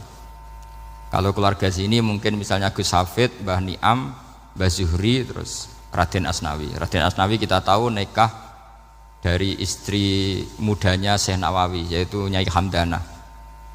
Saya sering diceritani Mbah Mun, terus Nyai Hamdana punya anak yang namanya Zuhriyah dari Syekh Nawawi. Kemudian setelah dinikahi Raden Asnawi punya anak namanya Zuhri, Minan, Niam, terus sampai ke Gus Hafid, Hafid bin Niam. Kenapa saya cerita ini? Karena kealiman itu adalah sesuatu yang dibanggakan Allah. Imam Amudi itu ulama ahli matematika. Jadi ada ulama itu ahli matematika. Dia nggak pernah ngajarkan pesolatan, zakat, sholat, tapi dia ngajar matematika. Kemudian dari matematika itu beliau menjadi ahli tauhid. Sehingga nanti Mungkar Nakir itu gak akan tanya dia marabbuka wa manabuka, karena dia punya rencana. Yang ngajar tauhid itu saya kata. Jadi kalau dia malaikat Nakir, marabbuka, pangeran kamu itu siapa? Malaikat malah dilawan. Kamu pernah ngajar tauhid? Saya ini guru tauhid. Singkat cerita, saking keramatnya Imam Amudi, kata Allah, ya Amudi, presentasikan ilmu tauhid yang lewat jalur matematika ke semua malaikat saya. Semua malaikat saya tahu cara berpikir matematis. Karena malaikat itu imannya itu iman mauhibah, karena dia malaikat ya iman karena tahu neraka, tahu surga, terus dia iman. Kalau kita enggak, kita iman tuh pakai logika, jadi lebih keren. Loh betul. Malaikat itu ketika bangga, ya Allah, apa ada orang yang imannya di atas kita? Jawabnya Allah ada. Siapa? Ya orang-orang kudus kata Allah. Kira-kira gitu. Kenapa? Ya betul. Karena kamu iman saya itu wajar, kamu tahu saya, tapi mereka nggak tahu saya tapi iman. Kenapa bisa iman ya Allah? Karena mereka punya logika, punya akal. Akhirnya Imam Amudi disuruh sama Allah, presentasikan logika tauhid kamu lewat jalur matematika. Malaikat disuruh dengerin semua, isma'u ya malaikati, ini mimpinya wali. Terus Imam Amudi mulai mengajarkan nisbatul isnaini ilal wahid wa nisbatus salasa wal arba'ah ila ma la nihayatalah niku binisbatin wahidah, yaitu far'un minal asli wa huwa al wahid.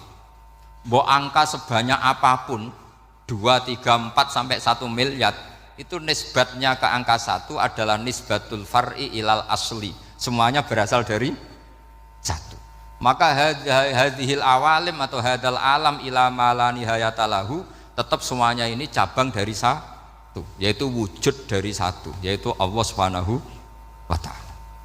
Sehingga semenjak itu ditiru sekian ulama. Akhirnya malaikatnya mantuk karena kepastian kalau Allah satu yang diyakini malaikat itu sepasti logika yang dibangun orang-orang manusia ini, padahal tidak ngerti Allah Subhanahu wa ta'ala karena pakai akal. Sehingga di pondok itu orang harus ngerti mantek. Orang mantek itu ilmu yang jelimet tapi menyenangkan. Biasanya sing sinau ambek rokokan, sawangannya kayak filosof. Jadi paling gak agak paham dia alasan. Sementing nikmati rokok, tapi pikir nikmati pemikirannya, ternyata nikmati rokok. Kayak kemarin saya datang ke resepsinya Gus Agil, saya itu tertawa terus karena dengerin Habib Mutahar. Saya membaca bahayanya rokok. Setelah tahu bahayanya, saya berhenti membaca. Tak pikir itu kan setelah tahu bahayanya saya berhenti merokok, ternyata enggak. Saya baca bahayanya apa? Merokok. Setelah saya baca, maka saya berhenti membaca gitu. Bukan berhenti merokok. Itu ilmu kelas tinggi seperti itu harus mantap. Pernah beliau ditegur dokter, "Beb, kalau rokok terus nanti mati." Tenang saja, saya masih bawa korek. Dikira itu kan orangnya yang mati, ternyata beliau enteng saja. Santai aja dok, saya masih bawa korek. Jadi saya bukan nyarankan santri rokok, tapi orang rokok itu memang punya logikanya sendiri. Kalau Banafek Hajen itu masih pernah bahasa juga, karena Banafek juga turunan Mbah Mutamakin. Hak, rokok itu haram tau ora? Nak cara kula darani haram sebuti bah. Lah iya, nak haram ya bener aku. Mulane tak obong, barang haram apike diobong. Jadi saya sama orang-orang sepuh itu tidak pernah menang. Jadi apa ya, mereka itu orang yang sudah lama, gimana ya, mau dikatakan bulat itu ya, tapi memang nggak pernah kalah mereka. Ada satu kiai masih misananya Banafek, ini rokok 2 katanya. Bagi yang nggak ngerokok berarti membiarkan 2 haram masih. Bagi yang merokok berarti mengurangi haram. Kalah lagi saya. Jadi saya tuh pernah dibully 2 mbah saya, karena 2 mbah saya ini rokok semua. Akhirnya saya sing nom ngalah gitu, karena saya tidak mungkin bilang sing waras ngalah karena kalah sepuh gitu. Jadi ya sudah, mau tidak mau harus bilang sing nom kalah. Tapi yang penting itu kita mendengar. Jadi ternyata sepinter-pinternya kita itu mesti kalah pinter sama yang sepuh-sepuh itu. Jadi kalau tahu bahayanya rokok, lewat membaca ya harus berhenti merokok. Berhenti membaca katanya. Nah malaikat ini cerita lagi malaikat. saya memang dari awal niat hormat Raden Asnawi karena buyut-buyut beliau itu ketemu di buyut saya. Saya ini turunan Mbak Asnawi sepuh. Terus cuma buyut saya itu nikah Lasem, terus saya keceluk cucunya keluarga Lasem. Sebetulnya saya juga cucu Kudus. Tapi terus alhamdulillah sekarang kembali karena buyut saya menyuruh saya ngajar di Damaran, terus sampai sekarang saya ngajar di Damaran. Tapi buyut saya itu masih lahir di Damaran. Namanya Mbak Hafsah, itu Hamsah binti Maksum bin Soleh bin Asnawi sepuh. Sama seperti nasab di sini Raden Asnawi, Mbak Abdul Husnan, terus Nyai Ayu Sofiyah, terus Mbak Raden Asnawi. Saya mau cerita, jadi ilmu itu lebih keren kita. Sehingga Rasulullah SAW pernah ngendikan, saya ini rindu sekali li ikhwani, kata Nabi itu ikhwani. Kata sahabat bilang, alasna ikhwanaka ya Rasulullah, bukankah kita ini saudara kamu, saudara engkau ya Rasulullah? Tidak, antum ashabi, kamu itu sahabat saya. Siapa teman-teman kamu itu ya Rasulullah? Yaitu kaumun yang tidak melihat saya kemudian iman kepada saya. Jadi mereka seperti kita semua di Kudus ini tidak melihat Rasulullah SAW, tapi iman sama Nabi. Dan ketika malaikat yubahi bikum malaika, Allah bangga dengan malaikatnya, membanggakan kita. Sampai malaikat itu sentimen, kok bisa ya Allah? Ya karena tadi kamu iman sama saya wajar, karena kamu melihat surga, melihat neraka, melihat aras. Sementara orang Kudus coba ngelihat apa? Paling simpang 5, apa simpang 7 itu. Tapi imannya nggak kalah dengan malaikat. Kenapa nggak kalah? Karena tadi kita diajarkan bahwa nisbatul isnaini wassalasah wal arba'ah ila ma la nihayatalaha itu sama-sama nisbatul far'i ilal asli. Tetap yang asli adalah angka 1. Jadi nggak mungkin aslu hadhil asya nggak dari Allah itu. Nggak mungkin, tetap dari zat yang satu. Kemudian tentu ini bukan nisbatul walad ilal walid, anak ke bapak tentu enggak, tapi nisbatul khaliq sama makhluk. Tapi apapun itu pasti satu. Sehingga Imam Amudi akhirnya masuk surga lewat jalur itu, tidak usah lewat pertanyaan man rabbuka wa man nuka. Kelasnya disuruh ngajar malaikat. Saya punya rencana jadi pengajar malaikat nanti itu kan. Jadi orang-orang Kudus yang dapat barokahnya Raden Asnawi nanti jangan mau kalau ditanya man rabbuka wa man nuka. Kelasnya itu harus apa? Jadi gurunya malaikat. Karena bapak kita Nabi Adam itu keren. Nabi Adam itu adalah orang yang disuruh Allah dipresentasikan, dibanggakan Allah di depan para malaikat. Ketika ada malaikat yang agak hasut, tapi itu tidak malaikat papan atas, malaikat yang kebanyakan. Itu kan agak gak terima Nabi Adam jadi apa? Khalifah. Sampai malaikat ini usul ataj'alu fiha ma yufsidu fiha wasfikut. Makanya kalau saya protes sama malaikat itu malaikat yang ini, bukan Jibril sama Israel. Kalau protes Israel bahaya. Bisa dihabisin. Saya pernah ditanya seorang kiai, Gus jenengan gojlok malaikat kok berani? Ya karena malaikat yang jenis ini pernah gojlok Nabi siapa? Adam. Enggak percaya kalau Nabi Adam itu layak mimpin, sampai protes ataj'alu fiha may yufsidu fiha wasfikut dima. Tapi apa yang terjadi? Allah mengajarkan satu ilmu di Nabi Adam kemudian disuruh meresentasikan. Qala ya Adamu ambihum bi asmaihim. Adam, coba kamu presentasikan ilmu kamu. Setelah Nabi Adam fasih mempresentasikan ilmu, kata Allah, kamu bisa enggak sepinter Nabi Adam? Enggak bisa ya Allah. Makanya sudah saya bilang ini a'lamu malah. Saya lebih tahu siapa yang layak mimpin. Jadi layak mimpin itu pertama harus kuwatul ilm. Ilmunya itu harus kuat. Nanti saya akan cerita hubungannya Raden Asnawi dengan Syekh Nawawi. Apa itu hubungan teman, apa murid guru, itu memang masih jadi polemik sampai sekarang. Kalau saya ya keyakinan saling istifadah. Ini bahasa netral, tidak murid guru tapi saling apa? Istifadah.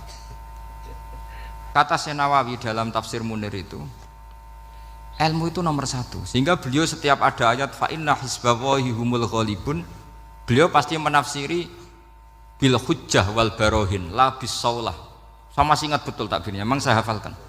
Tapi bukan untuk modal pidato, bukan modal sebagai wong alim. Kalau pidato gampang. Pidato itu semua orang bisa. Kalau jadi orang alim itu tidak gampang. Lebih susah lagi wong alim buat pidato. Itu kalau nggak pernah mbah saya tidak mau. Karena memang saya terkenal nggak suka pidato. 1 memang nggak bisa. Nomor 2 tidak ingin. Nomor 3 ya rugi. Karena pidato itu nasib-nasiban itu. Kalau nasib baik kamu tidak paham itu, wah Gus Bah ilmunya tinggi sehingga kita tidak paham itu kalau nasib baik. Kalau nasibnya ada baik, nak ngendikan bulat sama no. Itu tepak-tepakan. Dan Syekh Nawawi itu benar, Raden Asnawi juga benar, semua guru-guru kita benar. Karena agama ini sebetulnya bukan masalah negara, tapi masalah logika yang sehat. Uni Soviet itu pernah mengkooptasi Uzbek, Ceknya, Tajikistan. Itu 100 tahun. Orang dipaksa ateis. Tapi orang-orang Uzbek, saya sering ketemu lama Uzbek, kadang ketemu di Korea, kadang di Malaysia. Orang-orang Uzbek itu punya basement di bawah tanah. Kemudian di bawah tanah ini mereka ngajarkan tauhid. Ngajarkannya ya gampang. Misalnya ini sesuatu yang ada, iya ini.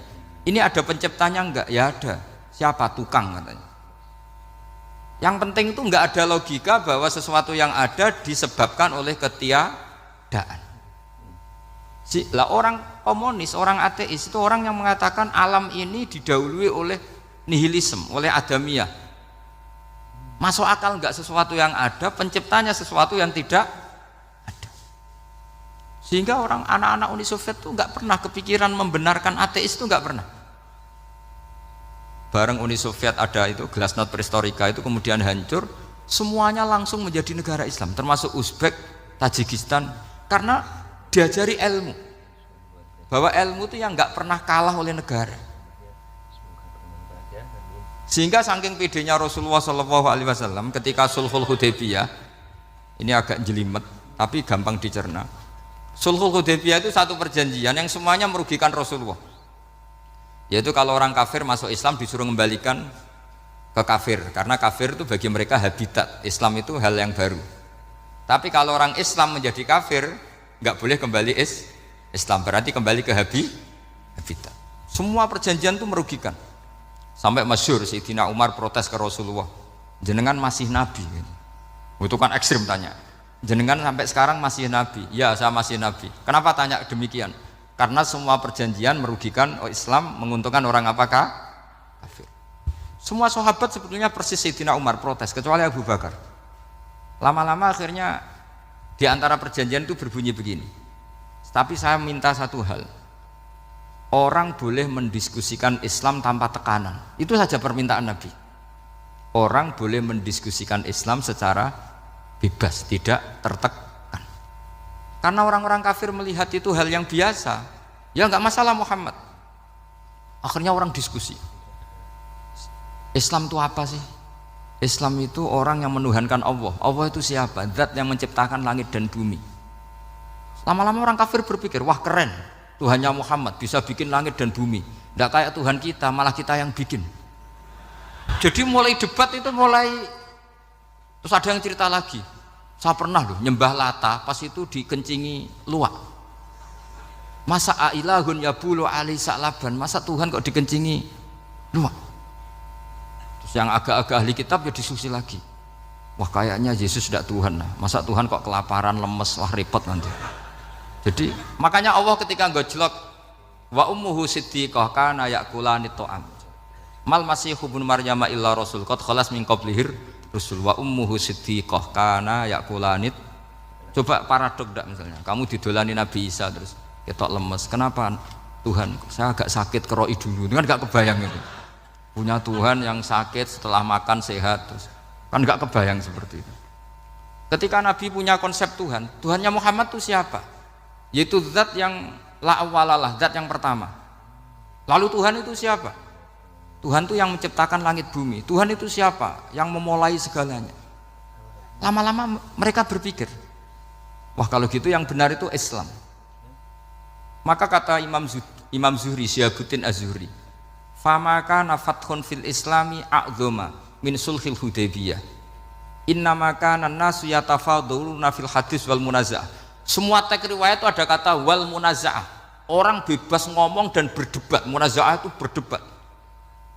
Terus akhirnya falam yatakallam ahadun bil islami yaqilu syai'an illa dakhala fihi. Kemudian setelah berdebat dan mereka tahu Islam, pasti akhirnya masuk Islam. Dan itu yang sekarang terjadi di dunia. Makanya saya pernah ditanya seorang profesor, Gus, kalau di Jogja ada sekolah perbandingan agama, menurut Anda gimana? Asal itu tentang agama, nggak apa-apa. Tapi kalau yang dibandingkan umat Islam itu jangan. Karena nanti kalau di Indonesia kira-kira yang copet itu ditanya agamanya juga Islam, yang koruptor juga Islam. Jadi kalau yang dikaji Islamnya nggak apa-apa, tapi orangnya jangan kata saya. Karena yang bulat ya banyak, yang nggak sholat ya banyak. Tapi kalau Islamnya saja, misalnya adu konsep tentang Tuhan. Masyhur kita mungkin banyak yang melihat itu debatnya Stanley Fischer sama Ahmad Didat ini. Tuhan kamu siapa ini itu sama Didat cerita Tuhan saya itu lam yalid walam yulad walam yakul lahu kufuwan. Itu spontan ada seorang mahasiswi bilang sepertinya Tuhan Anda lebih menarik.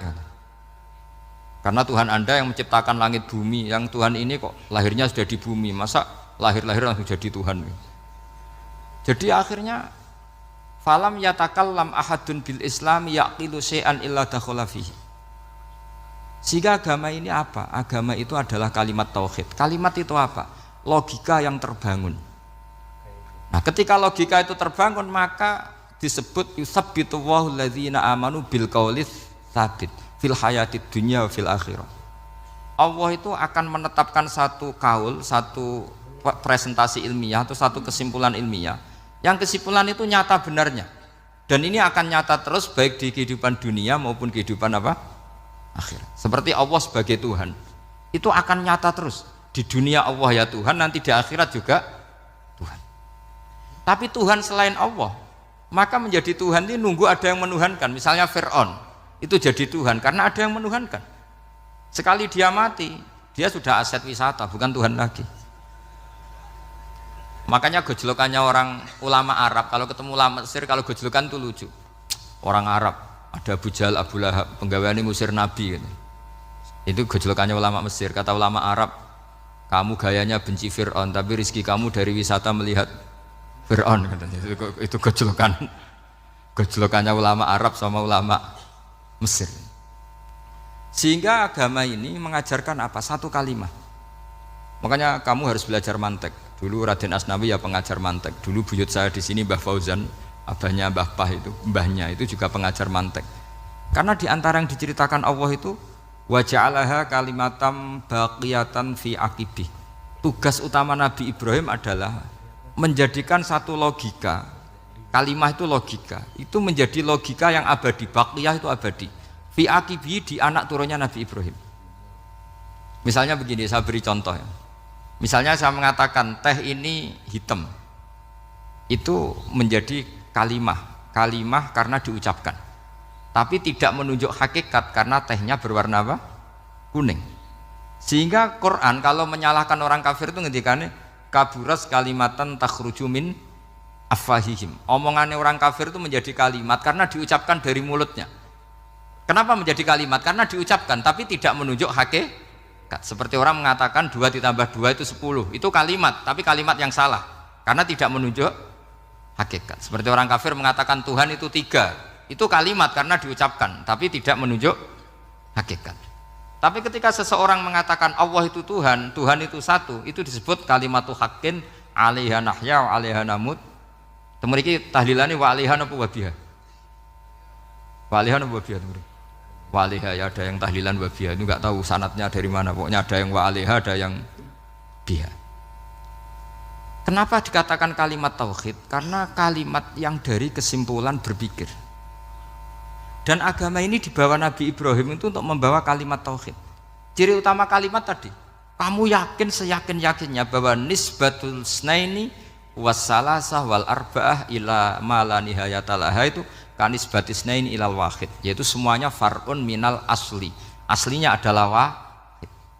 Sehingga di kitab, saya pernah ngaji Mbah Mun, namanya kitab Al-Husunul Hamidiyah, itu dikarang oleh ulama-ulama sekarang, itu diajarkan di MGS. Ini mbah-mbahnya Gus Akil, pendirinya madrasah MGS. Itu ada gambarnya di situ. Di situ ada gambar piramida, ada gambar hewan, ada gambar pohon.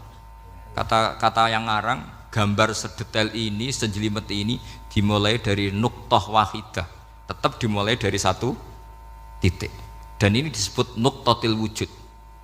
Jadi mbok orang kudus sebanyak ini tetap dimulai dari satu orang, yaitu Adam. Adam dimulai dari ketiadaan. Lalu siapa al-mujid? Pewujudnya siapa? Hanya Allah Subhanahu wa ta'ala. Sehingga ulama-ulama termasuk Syekh Nawawi itu paling suka ngendikan semua makna Quran dikumpulkan di Fatihah, Fatihah dikumpulkan di Bismillah, Bismillah dikumpulkan di ba, karena di ba itu ada titik nukdotil wujud, yaitu disingkat bi kana makana wa bi yakunu ma yakun. Karena saya, kata Allah, semuanya akan ada, dan karena saya yang enggak ada, semuanya suatu saat ada. Disebut nukdotil wujud. Nah, kita meyakini kalau Allah satu itu seyakin-yakinnya, karena nggak mungkin angka nggak dimulai dari angka satu.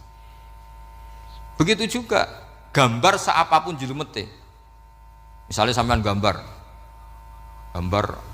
zaman saya kecil, gambar paling favorit itu apa, kambing bertarung. Itu gambarnya kan susah. Daripada gambar kambing bertarung susah terus dibikin kotak saja, tembok. Kalau tanya gurunya, gambarnya mana? Di belakang tembok, Bu. Ini itu dulu saya diwarai anak-anak nakal ya. Jadi semua satu gambar itu disuruh gambar harimau, yang satu disuruh gambar kambing bentrok, yang satu disuruh gambar matahari, semuanya kotak semua. Ini itu Bu, gambarnya di belakang apa? Tembok. Maka nggak kelihatan kata. Jadi gurunya kalah cerdas. Yang guru itu sebenarnya nggak pernah menang, karena murid itu lebih pinter. Itu teman saya dulu kalau ngaji itu kalau tes itu ngerpek baca. Gurunya marah, kamu tes kok baca? Enggak, ini enggak ngerpek Bu, ini belajar di kelas. Katanya belajar kapan saja di mana saja. Aco ini. Jadi apa ya, orang itu kadang yang salah itu lebih masuk akal kadang-kadang ini. Saya teruskan ya supaya ini dapat barokahnya Raden apa? Asnani. Saya mohon sekali ya, kalimat haqqin itu harus kamu jaga. Caranya jaga ya tadi. Kalau kamu tidak bisa ilmu mantek, misalnya al-alam mutaghayyir wa kullu mutaghayyir hadis la budda min muhdits, itu kenjelimetan. Pakai saja teori umum bahwa gambar apapun jelimetnya itu dimulai dari satu titik. Karena nggak bisa, nggak dimulai dari satu titik, tidak bisa. Maka alam apapun jumlahnya nggak terhingga, tetap dimulai dari al-wahidul qahar, yaitu satu titik. Yaitu dalam konteks tauhid tentu itu Allah Subhanahu wa ta'ala. Sehingga Nabi Ibrahim itu orang paling sukses bikin waja'alaha kalimatam baqiyatan fi aqibi. Terus Nabi Muhammad begitu, sahabat gitu, sampai kita sekarang diajari ilmu mantek. Ilmu mantek itu logika yang enggak terbantahkan. Karena mau tidak mau.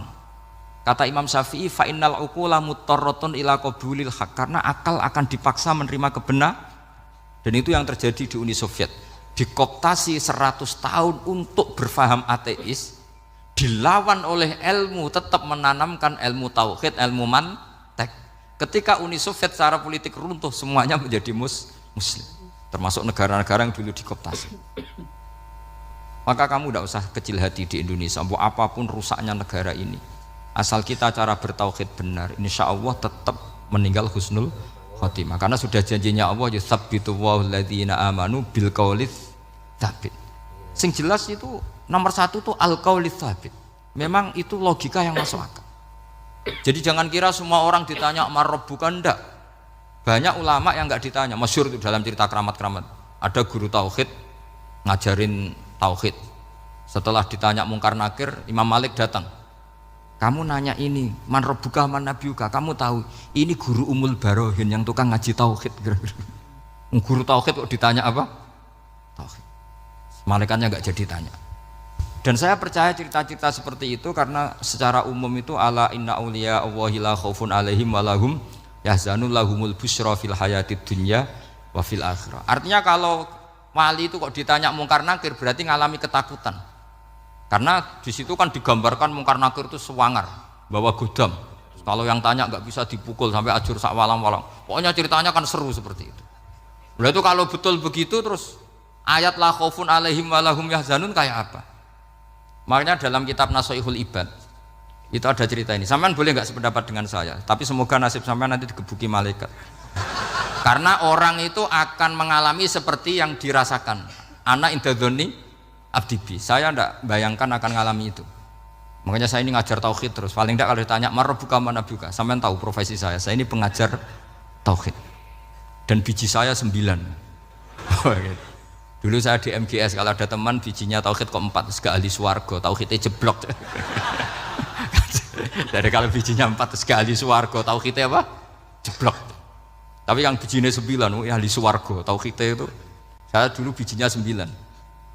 Terus 9 terus sampai tamat. Karena nggak ada biji 10. Karena kalau 10 itu kan terlalu sempurna, nggak baik lah manusia kok sempurna gitu. Jadi sudah 9 aja kan gitu. Tapi sebetulnya pantasnya ya dapat 10. Mergo saake, mergo tenan enggak tahu saya. Di Nasaihul Ibad itu ada cerita gini dan saya percaya itu. Di sarahnya itu. Juga di sarah apa itu yang di sarah Syekh Nawawi itu. Pokoknya saya kalau ingat Raden Asnawi pasti ingat Syekh Nawawi. Saya tidak memastikan apa murid guru apa saling istifadah, yang jelas itu teman dekat, teman fil ilm. Sayyidina Ali itu pernah minta kasaf sama Allah. Saya percaya tidak semua orang alami marbuka ditanya itu. Ya Allah, saya minta kasaf itu ngerti alam gaib. Ingin tahu Umar. Jadi diam-diam Sayyidina Ali itu ya mangkal sama Sayyidina. Wong kok kerase ngono. Angger wong kok tahu disentak, jajal wani nyentak malaikat tora itu kata Sayyidina. Jadi dia minta kasaf karena kenangannya dia melihat Umar itu semua orang pernah disentak sama Sayyidina Umar itu. Maka Sayyidina Ali minta kasaf, ya Allah saya ingin melihat Umar menghadapi mungkar nakir. Masih garangkah apa enggak? Itu dah itu tidak. Minta kasaf. Pas kasaf beliau bangun dari kubur duduk. Dilihat sama Sayyidina Ali ini ngalami kasaf. Sama ndak usah tanya. Wong ndak wali kok tanya. Ya sudah pokoknya percaya aja. Akhirnya malaikat mungkar nakir datang. Itu di situ digambarkan matanya itu kalkidril mughalla, kayak apa itu panci yang dibakar. Wah, so seru. Sumpah Sayyidina Ali. Baru ini kamu akan takut gitu. Tapi ternyata enggak. Umar bangkit disewentak orang tua itu. Kamu tahu menghadapi siapa? Yang sopan gitu. Oh, ada sontak. Kaget malaikatnya itu karena enggak pernah ngalami disentak. Mungkin itu pertama gitu. Kaget. Memangnya kamu siapa? Saya ini teman kekasih Tuhanmu. Saya yang diandalkan temannya sebenarnya bukan dia. Ana sohibu habibillah. Saya ini temannya kekasihnya Allah. Jadi dia ngandalkan temannya sebetulnya bukan ngandalkan dirinya. Oh kamu temannya Nabi Muhammad? Iya saya Umar temannya Nabi Muhammad. Kamu harus hormat sama temannya kekasih Allah. Wah terus semulai itu. Akhirnya matur Allah. Ya Allah, apakah prosedur seperti ini bisa dinego? Terus sama Allah, oh iya katanya, kamu kalau menghadapi kekasih saya ya jangan seperti itu katanya. Semenjak itu beliau sopan santun, dua mungkar nakir gitu. Jadi ini berita gembira. Jadi sebetulnya itu enggak. Tapi kita ini kan enggak punya nyali nyentak mungkar nakir. Semoga dengan gelar kita doktor tafsir, doktor tauhid gitu. Atau paling enggak guru kutsiyah tauhid gitu. Atau siswa terbaik dalam materi tauhid itu harus kamu bawa status. Jadi sehingga nanti ini saya ranking 1 tauhid, masa masih ditanya marbuka waman nabiuka. Dan itu menurut saya sah. Sama nggak usah protes takbirin gitu, susah usah takbiran. Pokoknya takbirnya adalah wali-wali itu la khaufun alaihim walahum ya, mereka tidak akan mengalami ketakutan baik kehidupan dunia maupun kehidupan akhirat. Bahkan para malaikat itu mengatakan ke wali-wali nahnu awliyaukum fil hayatid dunya wa fil akhirah. Kita ini teman kamu, saudara kamu, mitra kamu. Masa mitra kok nutui itu kan nggak fair. Dan menurut saya paling efektif itu apa? Kamu harus punya rumus tauhid kayak Imam Amudi menemukan Tuhan. Imam Amudi itu menemukan Allah itu lewat ilmu matematika. Dan itu Allah saking senengnya disuruh ngajari para malaikat. Wa ya malaikati isma'u. Kamu harus mendengar, ini orang alim saya yang ahli matematika. Tapi justru itu ngerti bahwa asal usul alam itu minal wahidil qahar. Dari zat yang satu. Akhirnya Imam Amudi mulai ngajar tuh. Nisbatus naini wassalah sawal arba'ah ila mana nihayatalaha iku kabeh iku far'ul wahid. Akhirnya malaikat mantuk-mantuk. Nah, iman seperti itu akan setingkat keyakinannya dan keakurasiannya sama dengan imannya para malaikat. Makanya Nabi ngendikan tubaliman amanabi walam yaroni. Sebagian riwayat disebut sab amarot. Nabi ngendikan sampai 7 kali. Benar-benar keren orang yang tidak melihat saya kemudian iman kepada apa yang bisa menemukan itu? Hanya akal. Misalnya contoh paling gampang ya yang dialami para ulama. Ya saya ulang lagi yang dialami para ulama ketika menemukan ilmu ya yang menjadikan mereka mahabbah Rasulullah Shallallahu Alaihi Wasallam. Nabi itu paling suka itu sholat. Nabi itu paling senang sama sholat. Wa qurratu aini fi sholat. Terus beliau ngendikan as-sholatu imaduddin. Terus beliau kalau muji sholat tuh sundul langit. Sampai beliau kalau banyak masalah itu bilang ke Bilal, "Arikhna ya Bilal, saya kasih istirahat." Itu maknanya mau sholat. Semuanya sholat. Pertanyaannya adalah, apakah mungkin seorang raja yang ambisi jadi raja, kemudian yang dikampanyakan adalah orang supaya sholat? Tentu kalau Nabi seorang raja, beliau akan kampanye gimana? Narik upeti kayak apa, narik pajak kayak apa, biar Nabi kaya. Enggak. Nabi itu paling tersiksa kalau orang tidak sholat, tersiksa kalau orang tidak sujud. Loh, kalau beliau seorang raja, ngapain mempopulerkan sholat? Maka makna sholat Imaduddin adalah sholat itu tiang agama. Maknanya tiang agama, kamu akan tahu betul kalau dia seorang nabi. Karena apa? Yang diajarkan adalah sholat. Loh, coba untungnya apa bagi Nabi Muhammad ketika umat Islam sholat? Kan tidak ada untungnya sama sekali. Justru itu kelihatan kalau dakwah beliau itu dakwatul haq, mengajak kebenaran. Loh, wong kok kampanyane kon sholat, mestinya nak kepengen sugih kan kon bayar pajak, upeti. Tapi enggak, Nabi itu ngajarkan apa? Orang supaya sholat. Dan ini diimplementasikan sama Raden Asnawi, beliau ngarang pesolatan. Orang sealim itu yang dikarang pesolatan. Makanya saya tuh kagum. Saya saksinya banyak, tanya murid-murid saya kalau beli pesolatan sak kerdus, saya kirim ke Korea, terus ke pedalaman-pedalaman itu. Karena saya butuh pesolatan, bahwa orientasi kita itu sholat. Sehingga wali-wali itu dulu, saya berkali-kali cerita kalau ngaji, wali-wali dulu itu kalau ditawarin Allah masuk surga itu tanyanya satu, ya Allah di surga ada sholat enggak? Kalau enggak ada saya enggak mau. Kalau sampean pasti enggak tanya gitu, pasti itu sudah ada. Sampean malah gini, enak mlebu swarga ora usah sholat mesti gitu. Sudah, jadi sudah lama sekali nganggap sholat itu problem, dan itu berat masuk surga kalau begitu terus, itu berat. Itu pertanyaannya gitu. Karena alam rohani kita, saya ulang lagi, alam rohani kita itu tidak kebayang kalau kita hanya nyuwun sewu nikmati secara seksual, secara biologis. Makanya ada ulama ditanya, kenapa sholat itu lebih indah ketimbang nikmatal wiqo misalnya, nikmatnya hubungan biologis. Jawabnya ulama itu gini, lucu, jawabannya sederhana. Nikmatnya kamu punya anak itu apa? Jawabnya ulama itu lucu. Kalau sakit dia sembuh, kalau hilang dia datang. Saya ulang lagi ya, kalau sakit dia sembuh, kalau hilang dia datang. Sekarang orang tua yang punya anak sakit koma di UGD atau di emergency, itu senangnya tuh mengalahkan kesenangan apa saja. Kira-kira orang yang berhubungan intim atau yang hubungan biologis dengan orang yang sedang anaknya sembuh dari koma, senangnya senang mana? Senang yang melihat anaknya sembuh dari koma. Senikmat apapun hubungan biologis, senang anaknya yang hilang ketemu. Nah, kalau anak ketemu saja orang seseneng itu, apalagi kita di surga, ketemu zat yang lama kita sembah, yang lama kita rindukan, yang lama kita rindu, kemudian ketemu di surga, maka tidak ada artinya surga tanpa melihat Allah Subhanahu wa Ta'ala. Memang harus dijelaskan secara rohani. Akhirnya orang ngerti bahwa nikmat tertinggi di surga adalah melihat Allah Subhanahu wa Ta'ala. Karena kalau anak-anak muda mungkin protes, ya enggak, ya enak kumpul sama widadari gini-gini. Wah, itu kan yang trauma bojone jelek gitu. Wah, itu yang bojone jelek mesti kesusu masuk surga karena itu sudah jelek, cerewet, nggak mati-mati kan gitu. Terus dia ingin masuk surga mesti niatnya welek, mesti pikiran pertama itu kumpul widadari.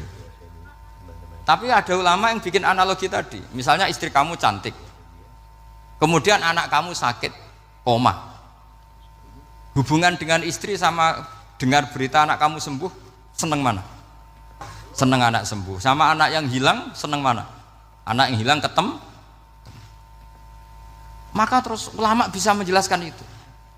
Kalau orang ketemu anaknya seseneng itu, apalagi ini ketemu Tuhannya yang bertahun-tahun disembah, kemudian tidak pernah melihat. Di surga itu nanti kita melihat Allah Subhanahu. Makanya Allah begitu bangganya mempromosikan surga. Surga itu apa? Surga itu wujuhu yauma idzin nadhirah ila rabbiha nadhirah, yaitu wajah-wajah berseri-seri dan melihat apa. Itu tanpa dijelaskan seperti ini Anda akan janggal, enaknya di mana? Tapi setelah dijelaskan detail gini oleh ulama, maka kita akan tahu an-ni'matul uzma sing enggak ada perbandingannya adalah nikmat masuk apa? Surga karena melihat Allah Subhanahu wa Ta'ala. Ya, jadi saya berkali-kali pokoknya minta sekali hadil ummat harus umat yang rasional, terutama dalam mengemban tauhid. Karena tauhid ini yang disebut kalimah. Sampai Allah mengistilahkan kepada Nabi Ibrahim itu wa ja'alaha kalimatam baqiyatan fi aqibih. Kalimat tauhid adalah kalimat yang akan abadi di anak cucunya Nabi Ibrahim.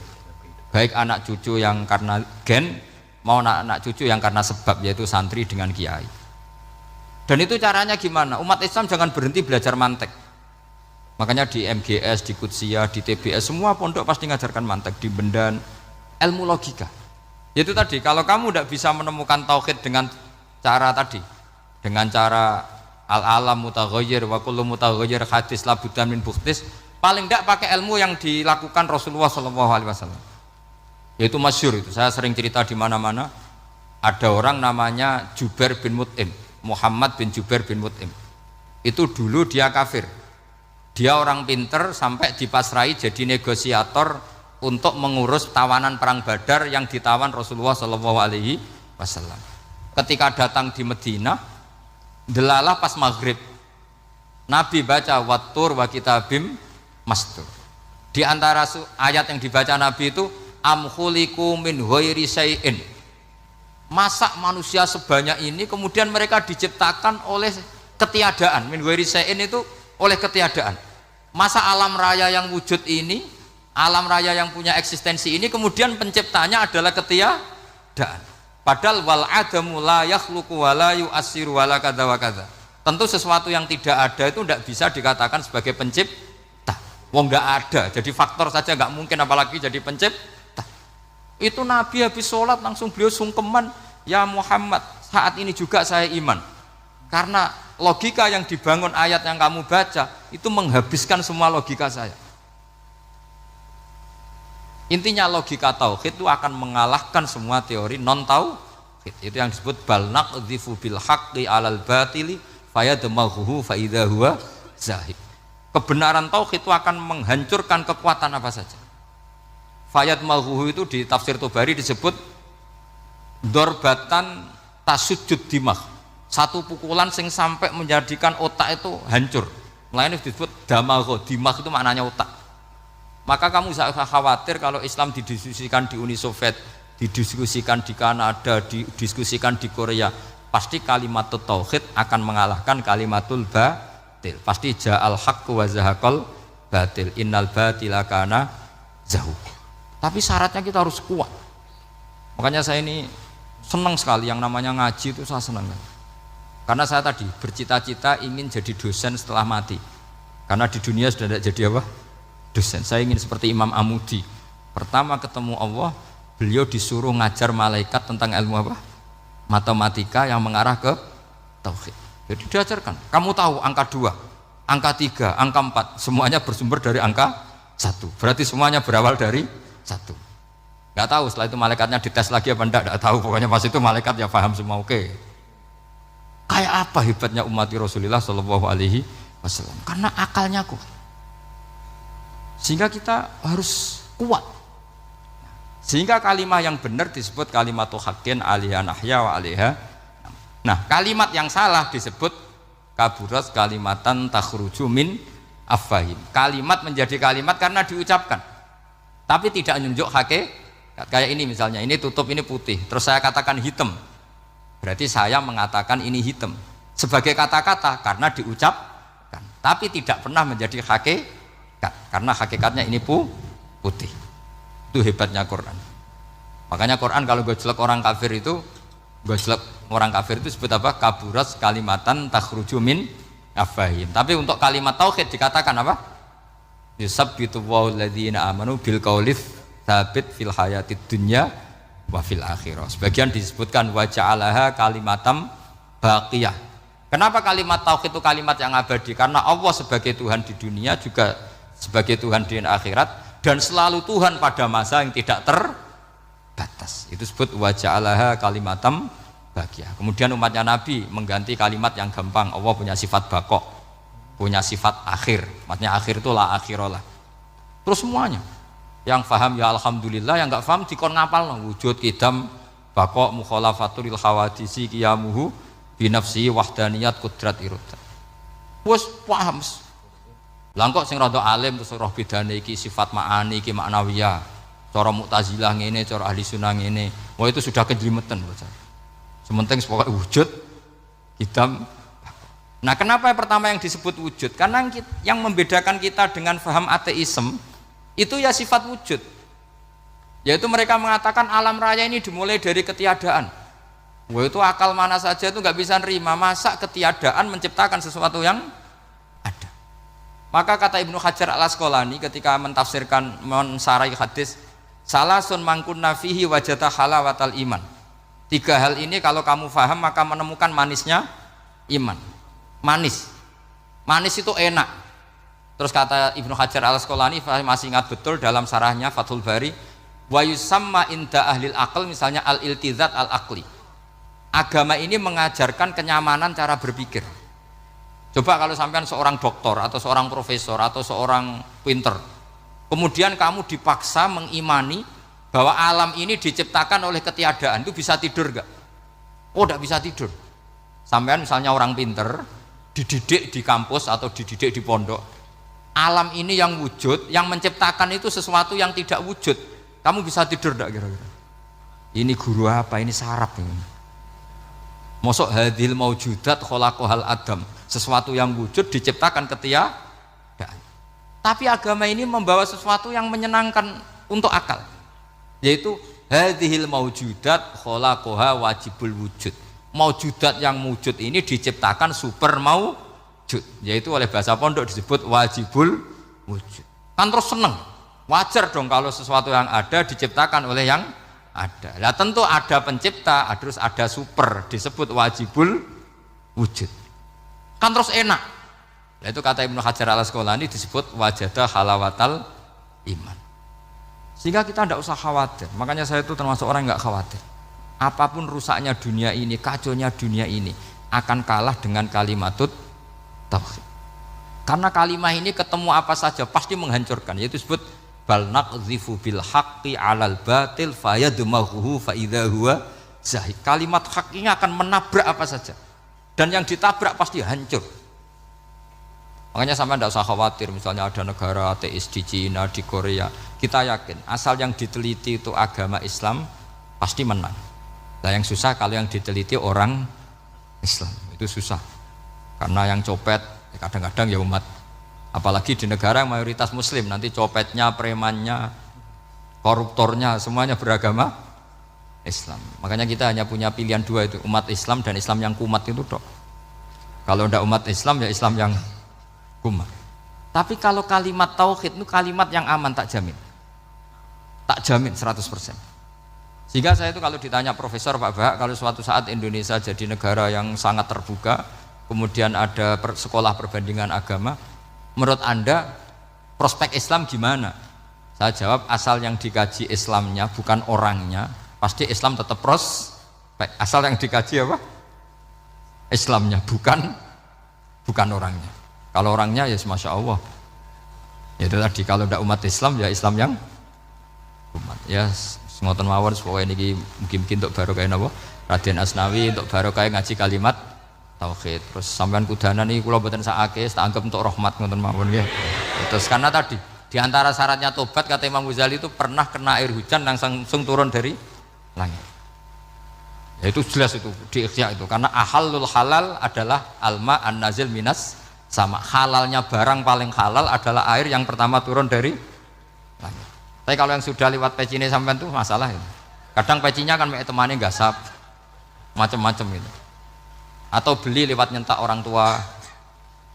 Ya masalah lah ini. Tapi ya lebih baik yang pakai peci timbang yang enggak, lebih sopan gitu kan.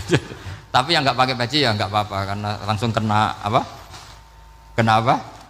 Hujan. Jadi demikian sahabat-sahabat seterus semuanya, pecinta Gus Muafik dan Muhyiddin Gus Baha dimanapun Anda berada, sudah kita simak bersama ceramah Gus Muafik dan Gus Baha ini yang menjadi salah satu bantahan dari pernyataan Om Gembul ini yang mengatakan bahwa sanad-sanad, istilah sanad-sanad dalam ilmu itu tidak ada.